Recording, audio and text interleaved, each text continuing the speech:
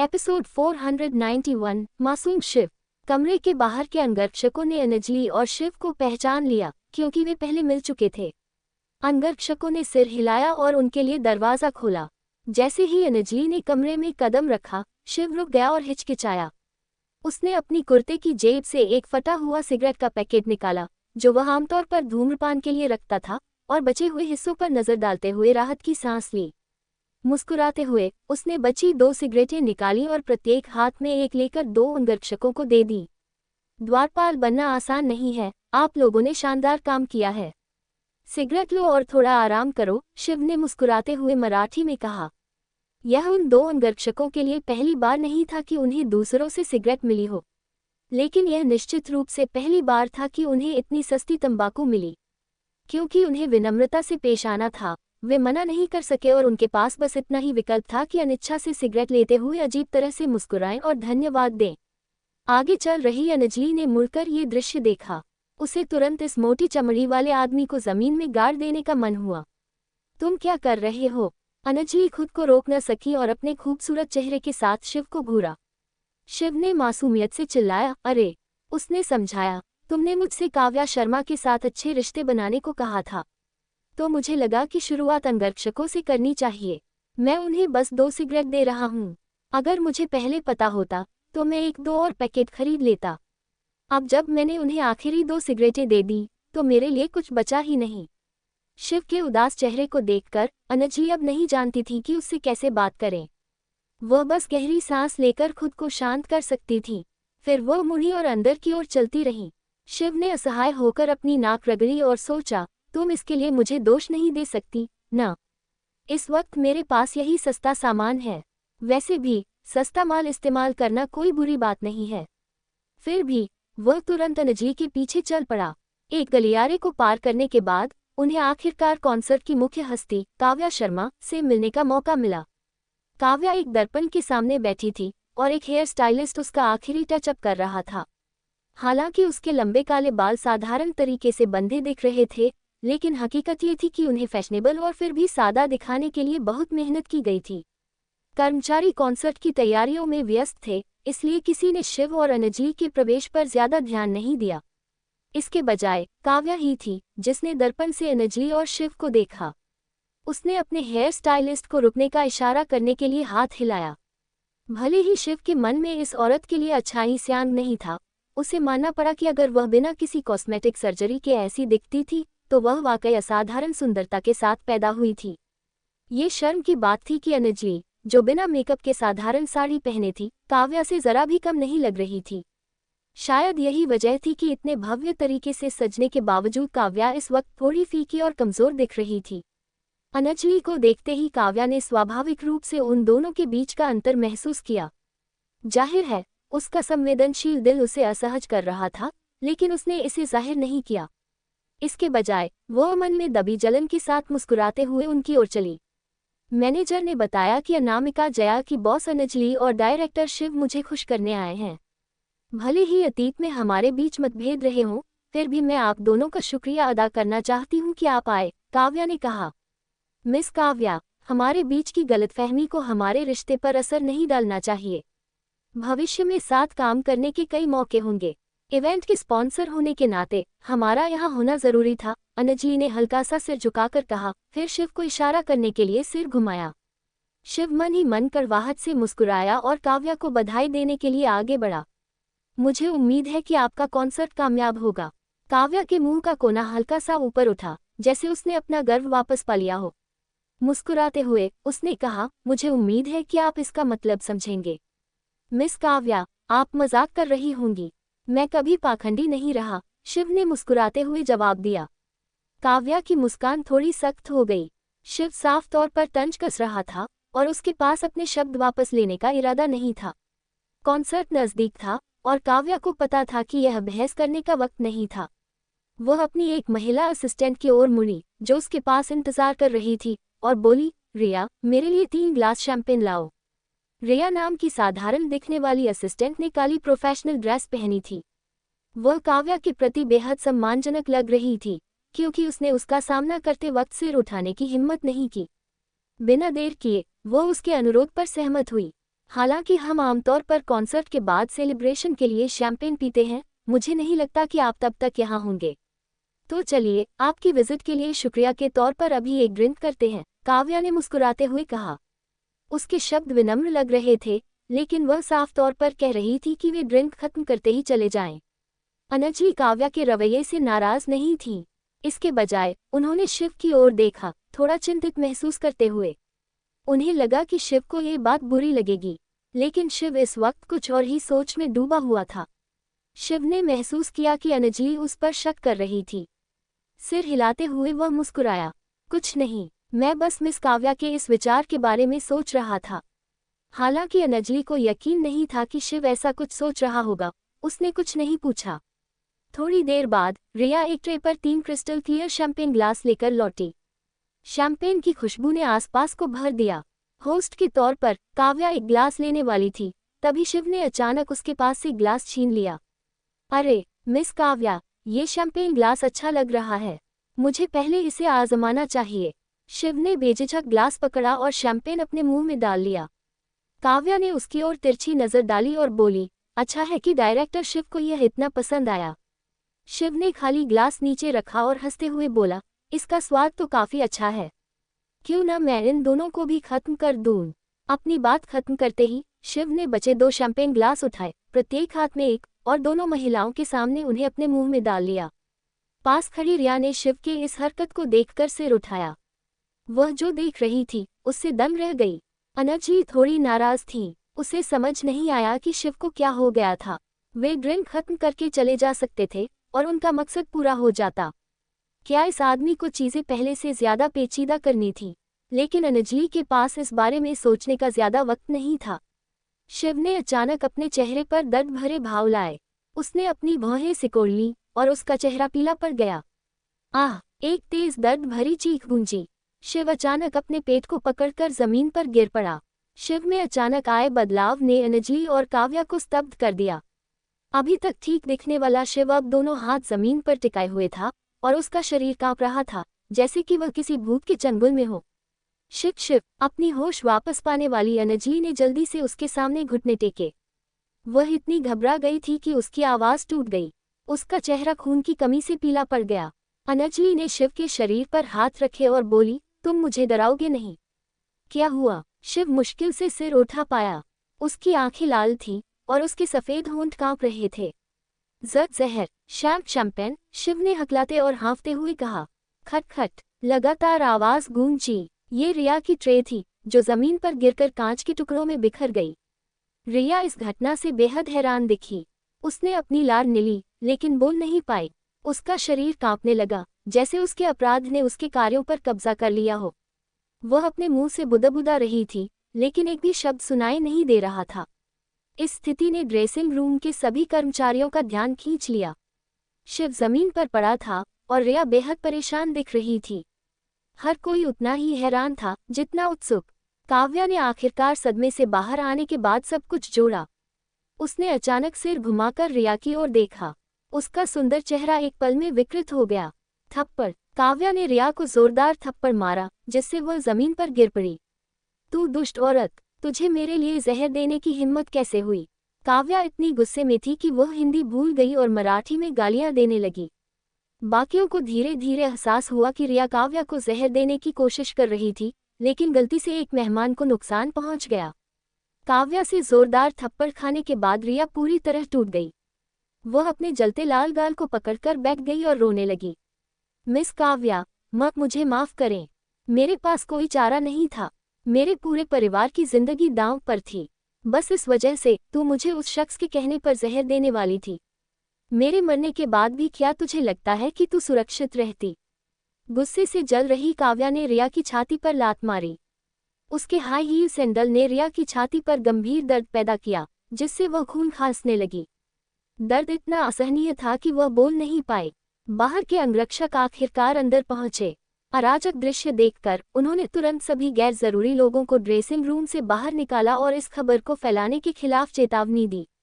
दरअसल ज्यादातर लोग अंगरक्षकों की चेतावनी का उल्लंघन करने से इतना डर गए थे कि वे खुद शिकार बनने से बचना चाहते थे। आखिरकार हत्या जैसे मामलों में आमतौर पर ऐसे राज शामिल होते हैं जिन्हें फैलाना नहीं चाहिए। रिया को काव्या ने कई बार छाती पर लात मारने के बाद वह बेहोश हो गई। खून से लथपथ उसे एक तगड़े अंगरक्षक ने सीधे दूसरे कमरे में घसीट लिया।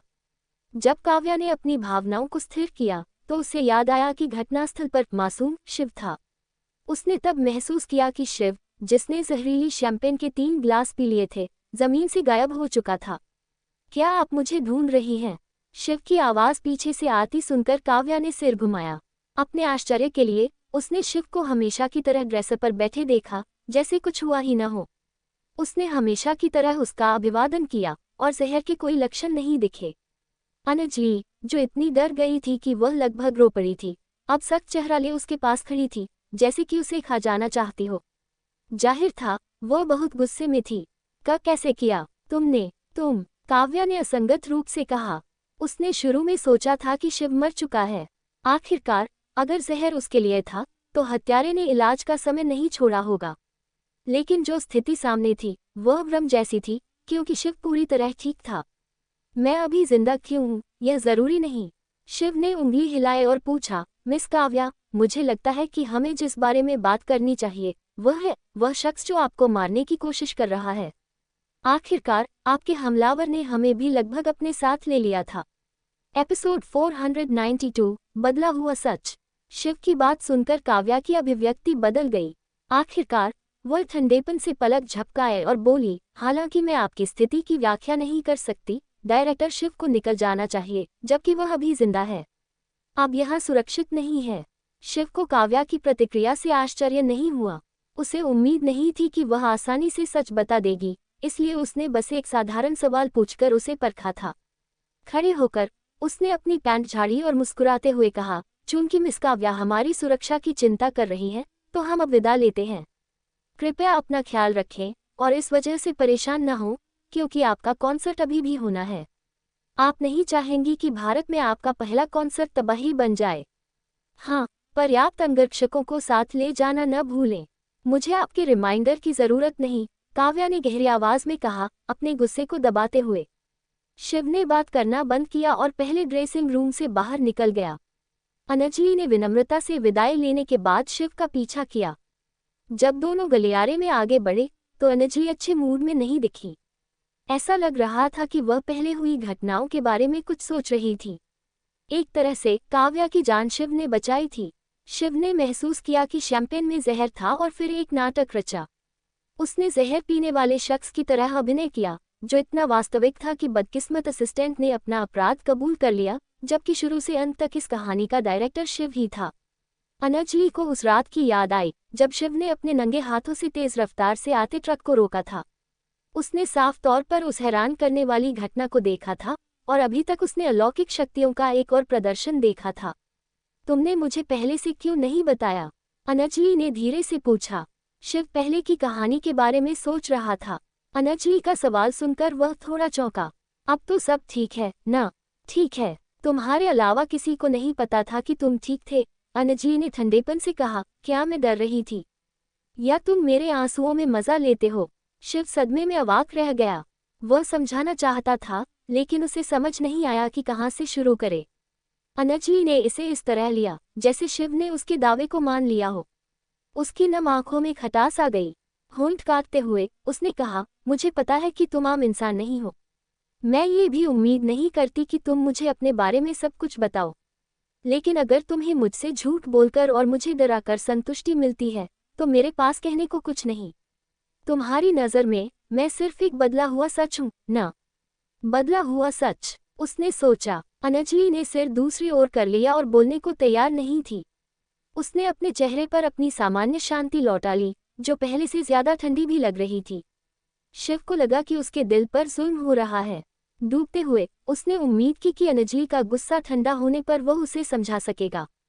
घर के रास्ते में हमेशा की तरह अनजली ने शिव को हवा समझा, कार में कुछ भी नहीं कहा। खुशकिस्मती से शिव उनकी चुप्पी का आदी था। वह बल्कि उदास महसूस कर रहा था, क्योंकि वह घटनाओं की इस श्रृंखला को समझने में नाकाम रहा था। हालांकि वे सामान्य से थोड़ा देर से घर पहुंचे, क्योंकि उन्होंने दाइमा को पहले बता दिया था। वे रात के खाने के लिए समय पर पहुंच गए। घर में एक मेहमान था जिसने दोनों को थोड़ा हैरान किया। घर के बाहर एक काली BMW और एक सफ़ेद टोयोटा फॉर्च्यूनर खड़ी थी। शिव ने माहौल को भांपा और इसे अजीब पाया। एक शख्स जिससे वे वाकिफ थे अज्ञात कारणों से उनके घर आया था। लिविंग हॉल अभी व्यंजनों की समृद्ध खुशबू से भरा था। हालांकि डाइनिंग टेबल पर कोई नहीं बैठा था। इसके बजाय लोग सोफे पर बैठे थे और चर्चा में लगे थे। सरिता जिंदल, दाई माँ, तान्या और यहाँ तक कि क्रांति भी घर पर थी। इसके अलावा माया, जिसने कल ही फाइनल पूरा किया था, भी वहाँ थी, जिससे अनजली बहुत खुश हुई। अपने व्यस्त शेड्यूल की वजह से, हालांकि अनजली को पता था कि माया का फाइनल कल हुआ था, वह इसे लाइव देखने में नाकाम रही थी। उसने सिर्फ लाइव टीवी प्रसारण देखा था और माया को बधाई देना चाहती थी, लेकिन अभी तक ऐसा नहीं कर पाई थी। लेकिन माहौल काफी गंभीर था। माया के पास बैठी परिपक्व महिला माता नायना देवी ने अनजली को तुरंत मुस्कुराने से रोक दिया। राम रावत के निधन की खबर जानने के बाद अनजली ने सोचा था कि वह माया को छोड़कर रावत कबीले के किसी भी सदस्य से फिर कभी बात नहीं करेगी। इसके अलावा नरेंद्र सिंह से एक दो बातें जानने के बाद उसने अतीत को और न कुरेने की कोशिश की थी। लेकिन माता नायना देवी के आने से अनजली के दिल में फिर से कई निशान उभर आए। वह अभी प्रवेश द्वार पर विचलित भाव से खड़ी थी। अजीब माहौल देखकर सरिता मुस्कुराते हुए खड़ी हुई और आत्मीयता से बोली, अनजली, तुम वापस आ गई। देखो, माताजी माया से मिलने आए हैं। मुझे यकीन है कि तुम लोग मिल चुके हो। यह मिस क्रांति थी जिन्होंने माया को घर लाया। अगर वह न होती तो अनामिका सितारा की चैंपियन अभी भी पपराजी से घिरी होती। हमेशा की तरह खूबसूरत दिखने वाली क्रांति ने कहा, चूंकि शिव और मिस अनजली दोनों कल फाइनल में नहीं थे, मैंने थोड़ी देर के लिए माया की देखभाल करने का फैसला किया। इस बीच मैं डिनर के लिए माया के घर आई। मुझे उम्मीद है कि आपको बुरा नहीं लगेगा। शिव ने भी घर में कदम रखा था। उसने क्रांति पर असहाय नजर डालने के बाद माया और माता नायना देवी से मुस्कुराते हुए कहा, ये दुर्लभ है कि माया की नानी यहाँ है। क्या आप टीवी पर देखने के बाद माया को बधाई देने आई थी? चूंकि माता नायना देवी दिल्ली से रावत कबीले की प्रमुख थी, शिव ने उन्हें अलग तरीके से संबोधित किया। नायना देवी ने शिव और अनजली को जटिल नजरों से देखा और बोली, मैं जल्द ही विदेश में कुछ काम के लिए जा रही हूँ। उससे पहले मैं अपनी इकलौती पोती से मिलने आई थी। मैं वाकई उसकी प्रतियोगिता पर ज्यादा ध्यान नहीं देती। मेरा मानना है कि आप मेरी नाराजगी से वाकिफ हैं, जो इस काम को आगे बढ़ाने को लेकर है। निराश होकर माया ने सिर झुका लिया और एक शब्द बोलने की हिम्मत नहीं की। शिव ने असहाय होकर मुंह बनाया। ये बुजुर्ग माता कब बोलना सीखेगी? उसने सोचा। उसने माया के सिर को थपथपाया। तुमने सिर क्यों झुका लिया? क्या तुम्हारी नानी ही एकमात्र हैं जो तुम्हारा समर्थन नहीं करती? हम सब यहाँ करते हैं। क्या तुम्हारे पास पहले से ही हजारों प्रशंसक नहीं हैं? माया का चेहरा थोड़ा गर्म हो गया, क्योंकि शिव ने इतने लोगों के सामने उसे छुआ था। उसने कृतज्ञता भरी आंखों से सिर उठाया। दिल में गर्मी महसूस करते हुए वह थोड़ा घबराई भी थी। खांसी, खांसी। नायना देवी ने शिव को गुस्से भरी नजरों से घूरा। क्या किसी ने तुम्हें मेरी पोती के सिर को छूने की इजाजत दी?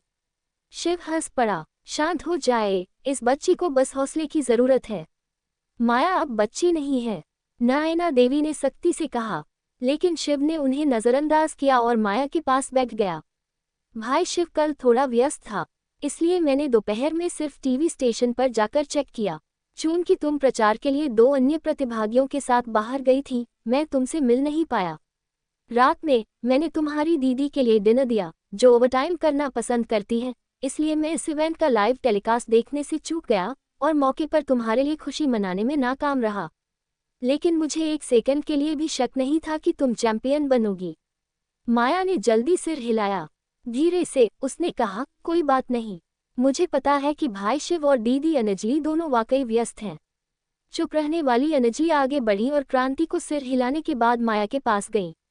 उसने उसका हाथ पकड़ा और हल्के से थपथपाने के बाद मुस्कुराते हुए कहा, दीदी भी तुम्हें बधाई देना चाहती है। मैं तुम्हारे एल्बम रिलीज होने और कॉन्सर्ट होने का इंतजार कर रही हूँ। ठीक है, माया ने खुशी से मुस्कुराया, जिससे उसे नायना देवी की वजह से हुए दुख को भुलाने में मदद मिली। नायना देवी ने माया और अनजली को देखा, जैसे वे सच्ची बहनें हों, और थोड़ा आह भरने से पहले जटिल नजर डाली। ठीक है, ठीक है। अगर हम नॉन स्टॉप बधाई देते रहे तो खाना ठंडा हो जाएगा। चलो भविष्य की सुपरस्टार को शुभकामनाएं देते हुए खाना खाएं। दाई माँ का चेहरा खुशी से चमक रहा था। आखिरकार घर का इतना खुशमिजाज होना दुर्लभ था, और कुछ खुशी के लायक होने का जिक्र ही क्या। क्रांति इस सुझाव से सहमत होने वाली पहली थी। बिना हिचकिचाहट के वह डाइनिंग टेबल के पास बैठ गई, जिससे शिव अवाक रह गया। इस औरत को जल्दी अमेरिका लौटना चाहिए, उसने सोचा। लेकिन नयना देवी वहां बैठने की योजना नहीं बना रही थी। मैं खाने के लिए नहीं रुकूंगी। माया से मिलने के अलावा मैं शिव के साथ कुछ बात करने आई हूं, उन्होंने ठंडे और उदासीन तरीके से कहा। डाइनिंग टेबल की ओर जा रहे शिव ने अचानक चलना बंद कर दिया। मुस्कुराते हुए उन्होंने कहा, माया की नानी, क्या आपको मीटिंग के लिए खाना खाना है? नयना देवी ने उन्हें बहस का मौका नहीं दिया। वह सीधे बाहर चली गई और बोली, मैं आंगन में तुम्हारा इंतजार करूंगी। शिव ने सिर हिलाते हुए आह भरी और दांत भींच लिए। उसने महिलाओं को खाना शुरू करने का इशारा किया और फिर नयना देवी के पीछे बाहर चला गया। इस वक्त आसमान पूरी तरह काला था। शहर के ऊपर ग्रे आसमान में कोई तारा नहीं था। कुछ इलाकों में सफेद रोशनी के स्रोत चमक रहे थे। हवा की आवाज को छोड़कर आंगन वाकई शांत था। नयना देवी ने शिव के आने का इंतजार किया। मुंह खोलने से पहले उन्होंने कहा, तुम कुछ दिनों में पेरिस जा रहे हो ना? शिव का दिल डूब गया। उसे उम्मीद नहीं थी कि नयना देवी इस बारे में बात करना चाहती है, लेकिन उसे इस बात का आश्चर्य नहीं था कि उन्हें ये पता था। आखिरकार पीली ज्वाला लो ब्रिगेड उसकी हर गतिविधि पर नजर रखती थी। कुछ भी छिपाने की कोशिश किए बिना उसने सिर हिलाया और बोला, मुझे अप्रैल की शुरुआत में पेरिस फैशन वीक में जाना है। अरे, अनजली को मेरी परवाह नहीं थी, तो मैं ऐसा दिखाऊंगा जैसे मुझे फैशन का पता है और वहां जाऊंगा। झूठ बोलना बंद करो। Paris fashion week? हाँ, तुम ऐसा कुछ क्यों कर रहे हो? तुम उस गुप्त सभा में जा रहे हो जिसमें मैं भी जाऊंगी। मुझसे छिपाने की सोचो भी मत, नयना देवी ने मुड़कर असंतोष में कहा। गुप्त सभा? शिव फिर से उलझन में पड़ गया। कौन सी गुप्त सभा? नयना देवी को तब पता चला कि शिव वाकई अनजान था।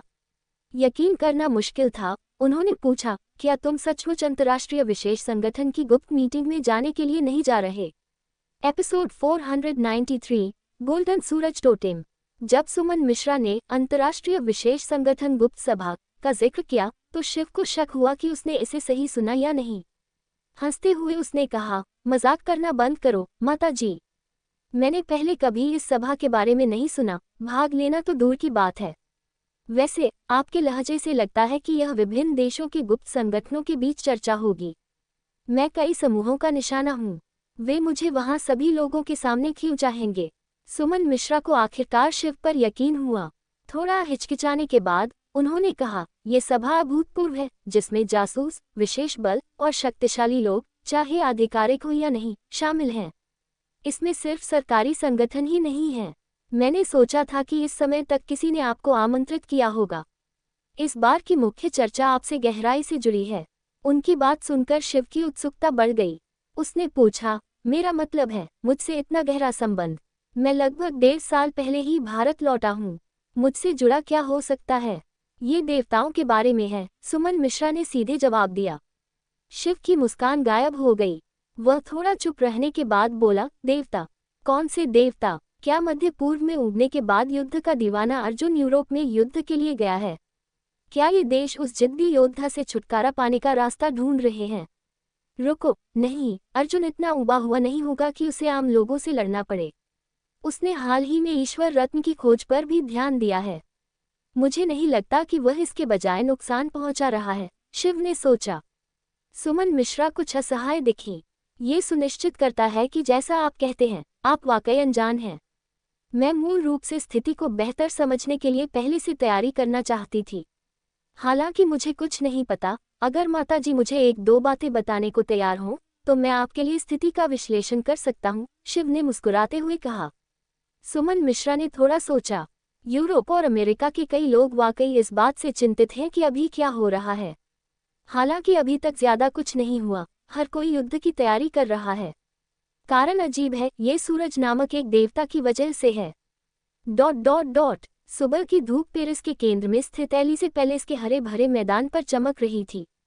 राष्ट्रपति कार्यालय की चौड़ी छत वाली खिड़की के बाहर पुराने पीपल के पेड़ की कोमल हरी पत्तियों पर ओस की बूंदें लटकी थी।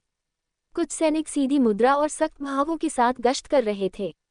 उनका व्यवहार पर्यावरण के साथ विरोधाभास पैदा कर रहा था। खटाक।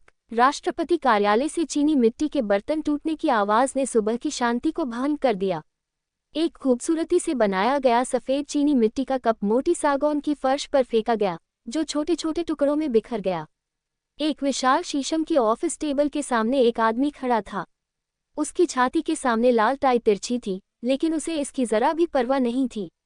उसके काले भूरे घुंघराले बाल सिर के पीछे कंघी किए गए थे और उसकी मूंछें प्रमुख थीं, जो एक परिष्कृत व्यक्ति की छवि बनाती थी।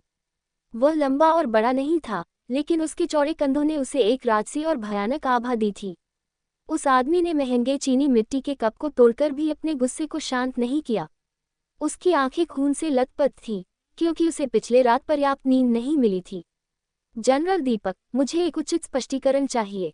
ये सब क्या है? आदमी ने ऑफिस टेबल से एक काला पत्र उठाया। उसकी सतह पर जटिल रेखाओं के साथ सूरज का एक सुनहरा टोटेम छपा था। दीपक नाम का व्यक्ति अभी पूरी तरह दरवाजे के पास खड़ा था। पूर्ण सैन्य वर्दी में उसका कद अपेक्षाकृत छोटा था। उसके कंधे के सितारों ने एक एडमिरल की रैंक दिखाई। उसके भूरे घुंघराले बाल थे। किसी बीमारी के कारण उसकी त्वचा पीली थी और उसका चेहरा इतना दुबला था कि वह अस्वस्थ लग रहा था, जैसे एक दयनीय कुत्ता। महामहिम, हम इस मामले की गहराई से जांच कर रहे हैं। मुझे यकीन है कि सूरज के धमकी भरे पत्र का स्रोत जल्द ही पता चल जाएगा। परिणाम जल्द सामने होंगे, दीपक ने फ्रेंच में हकलाते हुए कहा।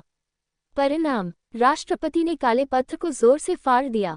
वह चिल्लाया, ये लगातार 9वां दिन है जब हमें सूरज टोटेम के साथ धमकी भरा पत्र मिल रहा है। उनके मुताबिक सूरज को मारने से पहले हमारे पास 3 हफ्ते बचे हैं। विदेशी सुरक्षा निदेशालय में एडमिरल और 7वें ब्यूरो के निदेशक होने के नाते आप मुझे बता रहे हैं कि 1 हफ्ते इंतजार करने के बाद भी मुझे और इंतजार करना होगा। डांट सुनकर दीपक पीछे की ओर डगमगाया और लगभग ऑफिस के दरवाजे से टकरा गया। उसका माथा ठंडे पसीने से भर गया और उसके पैर डर से कांप रहे थे। महामहिम प्रेस्टन, ये सूरज असाधारण रूप से चालाक और खतरनाक है। वह अपने नक्शे कदम को बखूबी छिपाता है, दीपक ने दुखी होकर कहा। राष्ट्रपति के मुंह का कोना हल्का सा मुड़ा।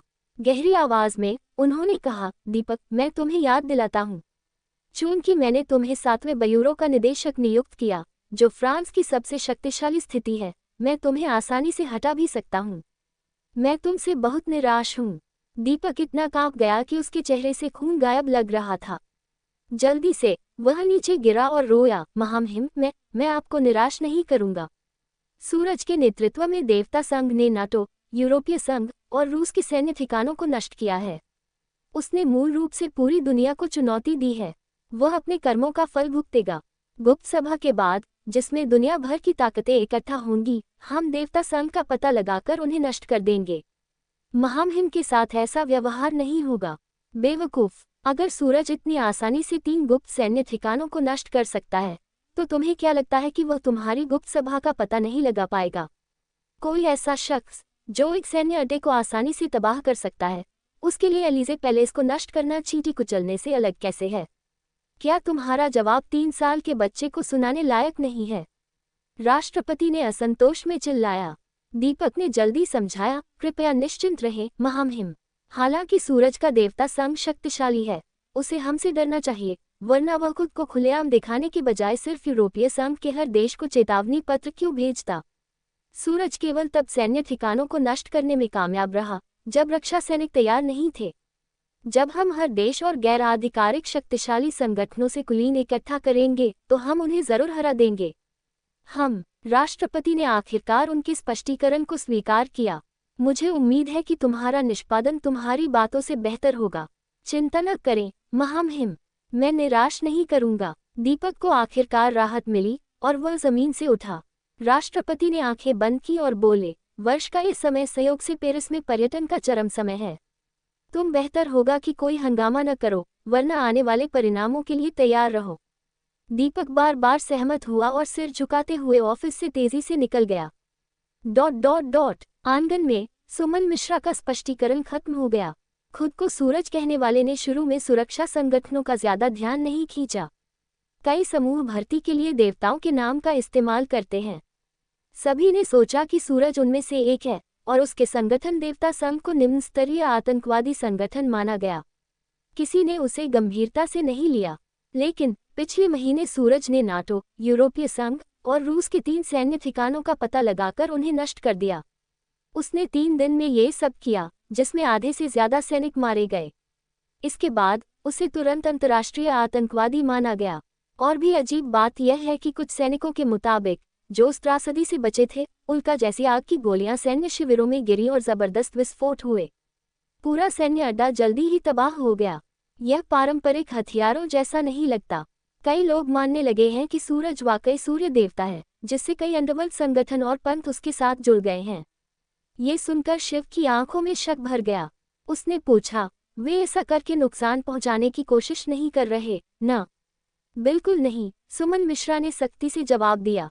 पिछले हफ्ते से सूरज ने यूरोपीय संघ से मांग की है कि वह देवता संघ को वैध बनाए और उसकी सभी शर्तों को स्वीकार करे। क्या इस बार शिव को भी यह अविश्वसनीय लगा? हंसते हुए उसने कहा, इसका मतलब सूरज न सिर्फ देवता बनना चाहता है, बल्कि यूरोपीय संघ पर हावी होना चाहता है। अगर ऐसा है, तो अगला नंबर अमेरिका और भारत का है, न?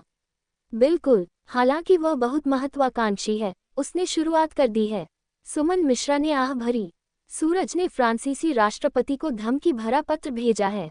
वह 1 महीने के भीतर यूरोपीय संघ से संतोषजनक जवाब चाहता है, वरना वह फ्रांसीसी राष्ट्रपति और यूरोपीय संघ की परिषद के प्रमुख को दिव्य सजा देगा। दिव्य सजा? शिव हंसी में फट पड़ा और अपनी कमर पकड़ ली, क्योंकि वह अब खुद को रोक नहीं पा रहा था। काफी देर हंसने के बाद उसने अपनी आंखों के पास के आंसू पोंछे और बोला, हालांकि मैं उस सूरज से पहले नहीं मिला, मुझे यकीन है कि वह नकली है। लेकिन मुझे नहीं पता कि वह सैन्य ठिकानों को कैसे तबाह करने में कामयाब रहा। अगर मैं इसे खुद देख सकूं, तो बहुत अच्छा होगा।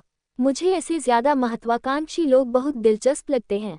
नाराज होकर सुमन मिश्रा बोली, तुम अब भी कैसे हंस रहे हो? अगर वह वाकई सूरज है तो? सुमन मिश्रा रुक गईं। उन्होंने आखिरकार शिव और अर्जुन की लड़ाई देखी थी। जब भी वह पहाड़ पलटने और समुद्र मोड़ने वाली शक्ति के बारे में सोचती थी, उनका दिल डर से कांप जाता था। हालांकि सुमन मिश्रा शिव से ज्यादा नहीं डरती थी, लेकिन उनके पास वाकई शिव के खिलाफ जाने की हिम्मत नहीं थी। शिव कमोबेश जानता था कि वह क्यों चिंतित थी। आखिरकार, अगर 12 ओलंपियनों में से असली सूरज दुनिया पर कब्जा करना चाहता था, तो सैफ्रॉन शील्ड ब्रिगेड कुछ नहीं कर सकती थी, जब तक कि हिमालय संप्रदाय के लोग खुद सामने न आएं, या कुछ देवता उससे लड़ने को तैयार न हों। हालांकि मैं अभी देश के नष्ट होने की चिंता नहीं कर रहा, लेकिन सैफ्रॉन शील्ड ब्रिगेड पहले से ज्यादा नुकसान नहीं झेल सकती, सुमन मिश्रा ने आह भरते हुए कहा। शिव ने पूछा, आपको इसके बारे में इतना क्यों सोचना है? सबसे खराब स्थिति में बस भाग न लें। वे आपको सिर्फ एक बेवकूफ सभा के लिए अगवा नहीं करने वाले, न? सुमन मिश्रा बोली, यह एक आधिकारिक सभा है। जनरल विक्रांत जिंदल खुद भाग नहीं ले सकते, क्योंकि हाल ही में पद संभालने के बाद उनके पास बहुत सारे काम हैं।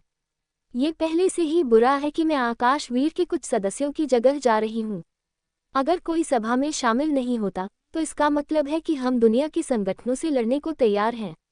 शिव ने कंधे उचकाए। उसे इस तरह के आधिकारिक मामलों में कोई दिलचस्पी नहीं थी।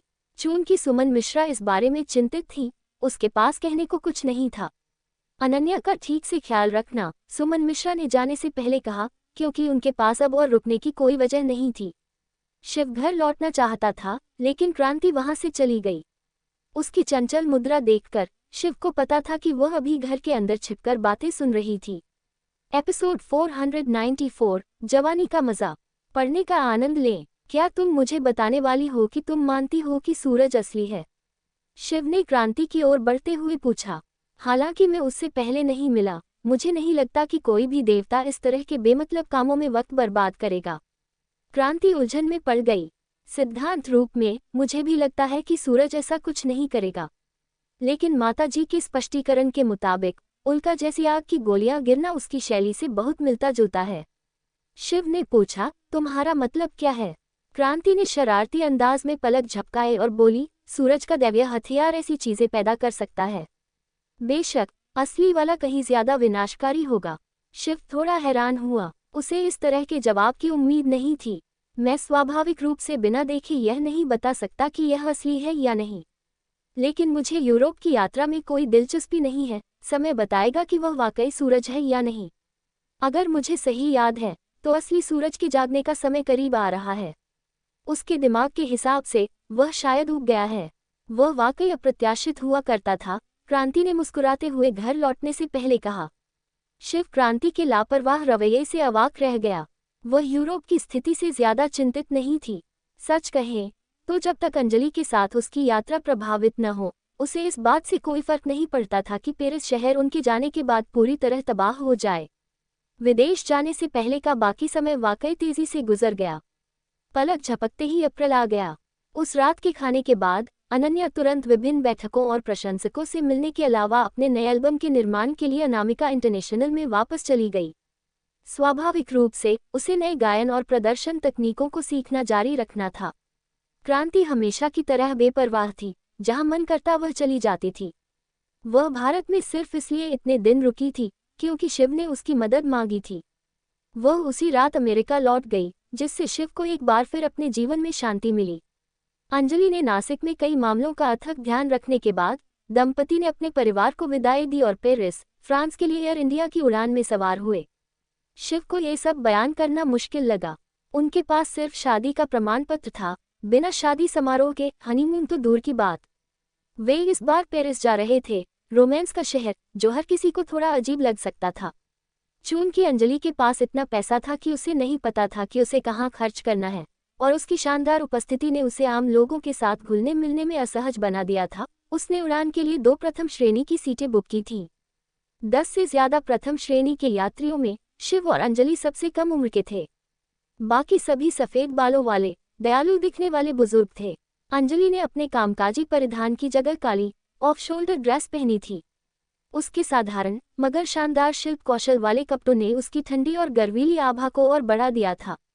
उसकी गोरी त्वचा और सुगंधित कंधे हवा में उजागर थे, जैसे पहाड़ की चोटी पर जमी बर्फ सूरज की रोशनी में चमक रही हो, जिससे उनमें हल्की चमक थी। उसके बाल, जो आमतौर पर जूड़े में बंधे रहते थे, अब खुले थे। रेशम जैसे काले बाल उसके कंधों पर फैले थे। उसकी बगीचे जैसी और आकर्षक खुशबू को महसूस करने के लिए पास खड़े होने की जरूरत नहीं थी। अंजलि के पास बैठे शिव को एक बार में अपनी लार निगलने की जरूरत महसूस हुई। उसकी पत्नी, बिना किसी शक के, इतनी आकर्षक थी कि कुछ और जोड़ा जा सकता था। वह उसे इतने करीब से घूरता रहा, जैसे वह कोई नशीली दवा हो, जो उसे अनियंत्रित रूप से एक भंवर में खींच रही थी। अगर अंजलि का चीनी मिट्टी जैसा ठंडा रवैया और उसका नाराज टकटकी वाला नाजुक चेहरा न होता, तो शिव ने बिना परिणामों की चिंता किए और आसपास के लोगों को नजरअंदाज करते हुए उसे छू लिया होता। शिव ने शुरू में सोचा था कि यह लंबी दूरी की उड़ान उबाऊ होगी। आखिरकार उसकी शादी हो चुकी थी। अपनी पत्नी के साथ वह परिचारिकाओं से इश्कबाजी नहीं कर सकता था, बाथरूम में उनके साथ खेलना तो दूर की बात। लेकिन सुबह सुबह अंजलि ने खुद को एक अमीर परिवार की युवती की तरह सजाया था, और तब से वह उसकी नज़रों को आकर्षित कर रही थी। क्या तुम्हें पता है कि तुम्हारी इस हरकत को देखकर मुझे तुम्हें थप्पड़ मारने का मन करता है? क्या तुम्हें ये शर्मनाक नहीं लगता? अंजलि ने शांत स्वर में कहा।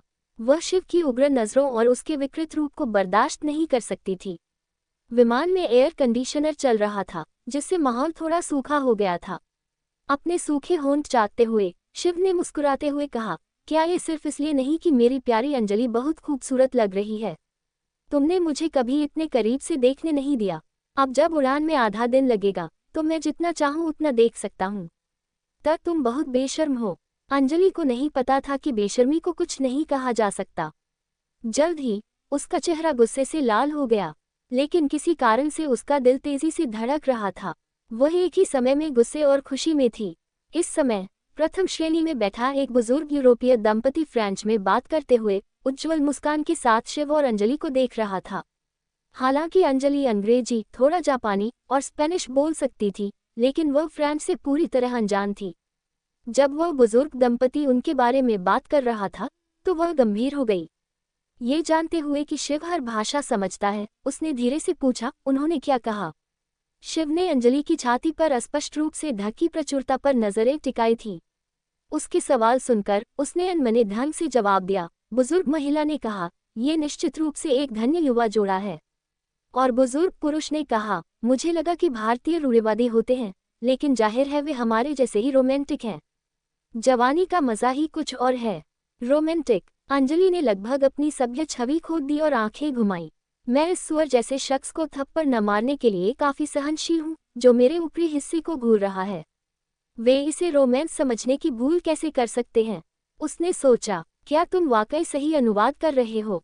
तुम इस बात का फायदा नहीं उठा रहे कि मुझे फ्रेंच नहीं आता, न? अंजलि ने गुस्से में धीमी आवाज में पूछा। शिव हंस पड़ा। क्या मैं इतना लंगड़ा हूँ? अगर मैं वाकई मतलब बदलना चाहता तो मैं कहता, अरे यह महिला इतनी खूबसूरत है और पुरुष से इतनी अच्छी तरह मेल खाती है। ये स्वर्ग में बना जोड़ा है। महिला ने जरूर पहले पुरुष का पीछा किया होगा। देखो वो पुरुष कितना मर्दाना है। मुझे पता था कि वह सबसे अच्छा पुरुष होगा जो एक महिला को मिल सकता है। बस करो। अंजलि अब और बर्दाश्त नहीं कर सकती थी। शिव ने जल्दी से मुंह बंद कर लिया। एक भौं उठाते हुए वह अंजलि की छाती को घूरता रहा। अंजलि ने दर्द से अपना बायां हाथ उठाया, जिससे एक दुर्लभ पाटेक फिलिप महिला घड़ी दिखी। साधारण दिखने वाली लेकिन शानदार डिजाइन की छोटी घड़ी किसी सुपरकार जितनी महंगी थी। उड़ान शुरू हुए अभी 1 घंटा भी नहीं हुआ है। अंजलि ने समय देखकर व्यथित होकर कहा। उसे तुरंत बेहोश होने का मन हुआ जब उसे एहसास हुआ कि उसे इस आदमी के साथ विमान में 10 घंटे से ज्यादा बिताने हैं। ... पेरिस में स्थित 7वें बयूरो के भूमिगत अड्डे में मुख्य निगरानी कक्ष का स्टील दरवाजा धीरे धीरे खुला। एक जोरदार खटके की आवाज सुनाई दी।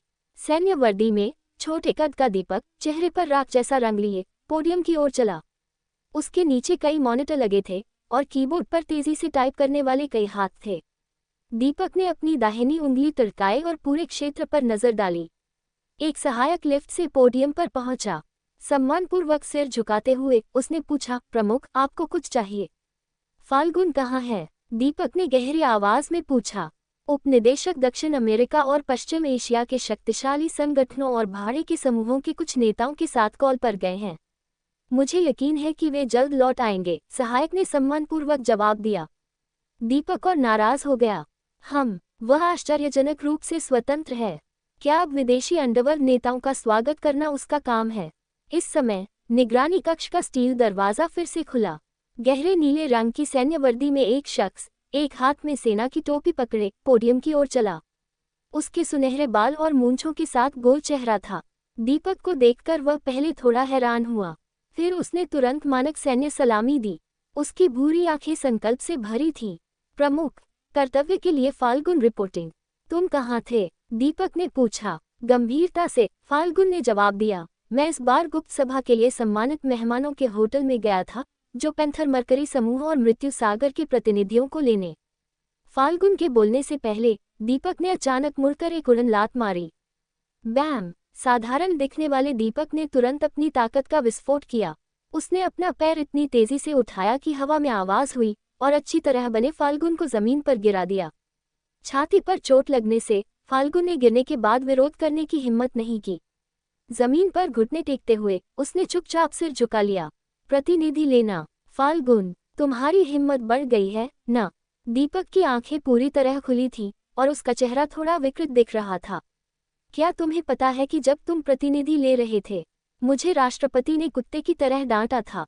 दीपक की डांट का सामना करते हुए फाल्गुन ने एक मांसपेशी भी नहीं हिलाई। दूसरी ओर सहायक ने आंखें बंद कर लीं, जबकि बाकी सभी चुप रहे। उन्होंने ऐसा व्यवहार किया जैसे उन्होंने कुछ सुना ही नहीं और अपनी नौकरी बचाने के लिए कुछ देखा ही नहीं। कमीने, क्या तुम्हें लगता है कि तुम यहाँ कोई अहमियत रखते हो? मैं तुम्हें बता दूं, महाराजा टावर में एजेंसी की स्थापना के बाद से, जो अब हमें विदेशी सुरक्षा निदेशालय में 7वां ब्यूरो है, हमारे पास कई नायक और बहुत गौरव है। लेकिन तुम, फाल्गुन, उनमें से एक कभी नहीं होगे। दीपक एक बार फिर आगे बढ़ा और फाल्गुन के बाएं गाल पर लात मारी। फाल्गुन कराह उठा और उसके मुंह के कोनों से खून बहने लगा, लेकिन वह जमीन पर घुटने टेके रहा और सिर झुकाए रखा। फाल्गुन, तुम्हें याद रहेगा कि तुम्हारे पूर्वजों ने हमें फ्रांसीसी धोखा दिया और नाजियों में शामिल हो गए। तुम्हारे शरीर में गंदा जर्मन खून है। अगर मैंने तुम्हें जबरदस्ती यहाँ न लाया होता तो तुम एक साधारण विशेष बल के सैनिक से ज्यादा कुछ न होते। 7वें ब्यूरो का उपनिदेशक बनना तो दूर की बात। फाल्गुन थोड़ा कांप गया। ठंडी और सख्त फर्श पर गिरने से पहले उसके बाएं गाल से खून टपक रहा था। कांपती आवाज में उसने कहा, मैं, फाल्गुन, अपने पूरे जीवन में निदेशक की कृपा को कभी नहीं भूलूंगा। दीपक ने आंखें सिकुड़ी। उसकी नज़र फाल्गुन के शरीर को चाकू की तरह चीर रही थी। अच्छा है, मैं गोल्डन सूरज टोटेम और सूरज की असली पहचान के स्रोत की जांच में कोई रुकावट नहीं आने दूंगा, और इस समय हम जो गुप्त संगठन सभा कर रहे हैं, वरना अगर और जब मैं अपनी नौकरी खो दूं तो तुम्हें कितना समय लगता है कि तुम टिक पाओगे। एपिसोड 495 पेरिस में आपका स्वागत है। 10 घंटे से अधिक की उड़ान के बाद विमान अंततः पेरिस चार्ल्स डी गोल हवाई अड्डे पर सुरक्षित उतर गया। हालांकि भारत में आधी रात थी, समय क्षेत्रों के अंतर के कारण फ्रांस में दोपहर का समय था। इस शांतिपूर्ण भूमि पर गर्म धूप चमक रही थी और हवा धीरे धीरे बह रही थी। विमान में कई घंटे सोने के बाद अंजलि रावत उतरते समय ज्यादा थकी नहीं थी। आखिरकार उसके सामान्य कार्यभार की तुलना में विमान में बैठना उसके लिए कुछ भी नहीं था। शिवा को स्वाभाविक रूप से कोई थकान नहीं थी। यूरोप में कदम रखते ही उसकी पहले वाली मुस्कुराहट गायब हो गई। उसके दिमाग में कई यादें उभर आईं, जिससे उसे हल्की उदासीनता महसूस हुई। वे दोनों आगमन हॉल से एक साथ बाहर निकले। अंजलि ने केवल एक छोटा प्रादा कंधे का बैग लिया था। अनामिका इंटरनेशनल की पेरिस में शाखा थी, इसलिए उसे पहले से बहुत सारी चीजें तैयार करने या सामान लाने की जरूरत नहीं थी। शिवा पूरी तरह लापरवाह था और कुछ भी नहीं लाया। शिवा ने उड़ान के दौरान अनगिनत मजाक किए थे, लेकिन उतरने के बाद वह असामान्य रूप से शांत हो गया। वह चुपचाप चलता रहा। अंजलि शिवा के व्यवहार में बदलाव को भांप सकती थी। उसने उस व्यक्ति की ओर देखने के लिए सिर घुमाया, जो विचारों में डूबा और अपनी दुनिया में खोया हुआ था। अंजलि को लग रहा था कि शिवा की यह स्थिति उसके असली स्वरूप का सटीक प्रतिनिधित्व है। वह खुद को रोक नहीं पाए और पूछ बैठी, तुम क्या सोच रहे हो? शिवा ने अनायास अपनी शर्ट की जेब में हाथ डाला और सिगरेट का पैकेट निकाला, लेकिन उसे जल्दी याद आया कि हवाई अड्डे पर धूम्रपान निषिद्ध है। मुस्कुराते हुए उसने जवाब दिया, कुछ खास नहीं, बस कुछ छोटी मोटी बातें जो अब अतीत में हैं। अंजलि ने और सवाल नहीं किए। वह जानती थी कि शिवा उन तथाकथित छोटी बातों को याद करने के मूड में नहीं है। वैसे हमें लेने कौन आएगा? शिवा ने पूछा। अंजलि आगे बढ़ रही थी। चलते हुए उसने कहा, यूरोपीय शाखा के निदेशक। उनका नाम गौतम गुप्ता है। गौतम गुप्ता, दिलचस्प। क्या वह पुरुष है? शिवा ने पूछा। बिल्कुल, किसी लड़की का ऐसा नाम नहीं होता, अंजलि ने कहा। उनकी माँ भारतीय और पिता फ्रांसीसी हैं, लेकिन उनका जन्म ब्रिटेन में हुआ। वह कई साल भारत में रहे और स्कूल में मेरे सीनियर थे। उनके पूर्वजों में से एक शाही परिवार की राजकुमारी थी। हालांकि यह वंशानुगत उपाधि नहीं थी, फिर भी उन्हें शाही परिवार का हिस्सा माना जाता है।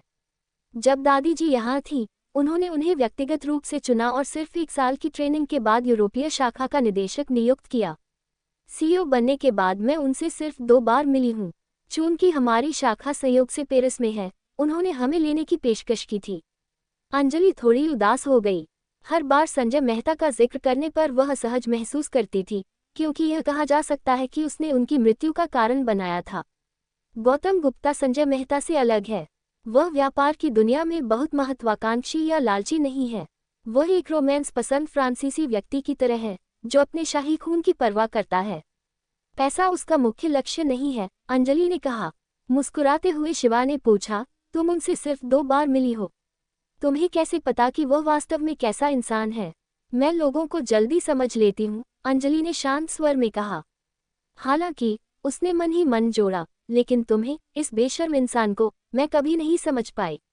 शिवा हंसा, लेकिन उसने अंजलि के बयान का खंडन नहीं किया।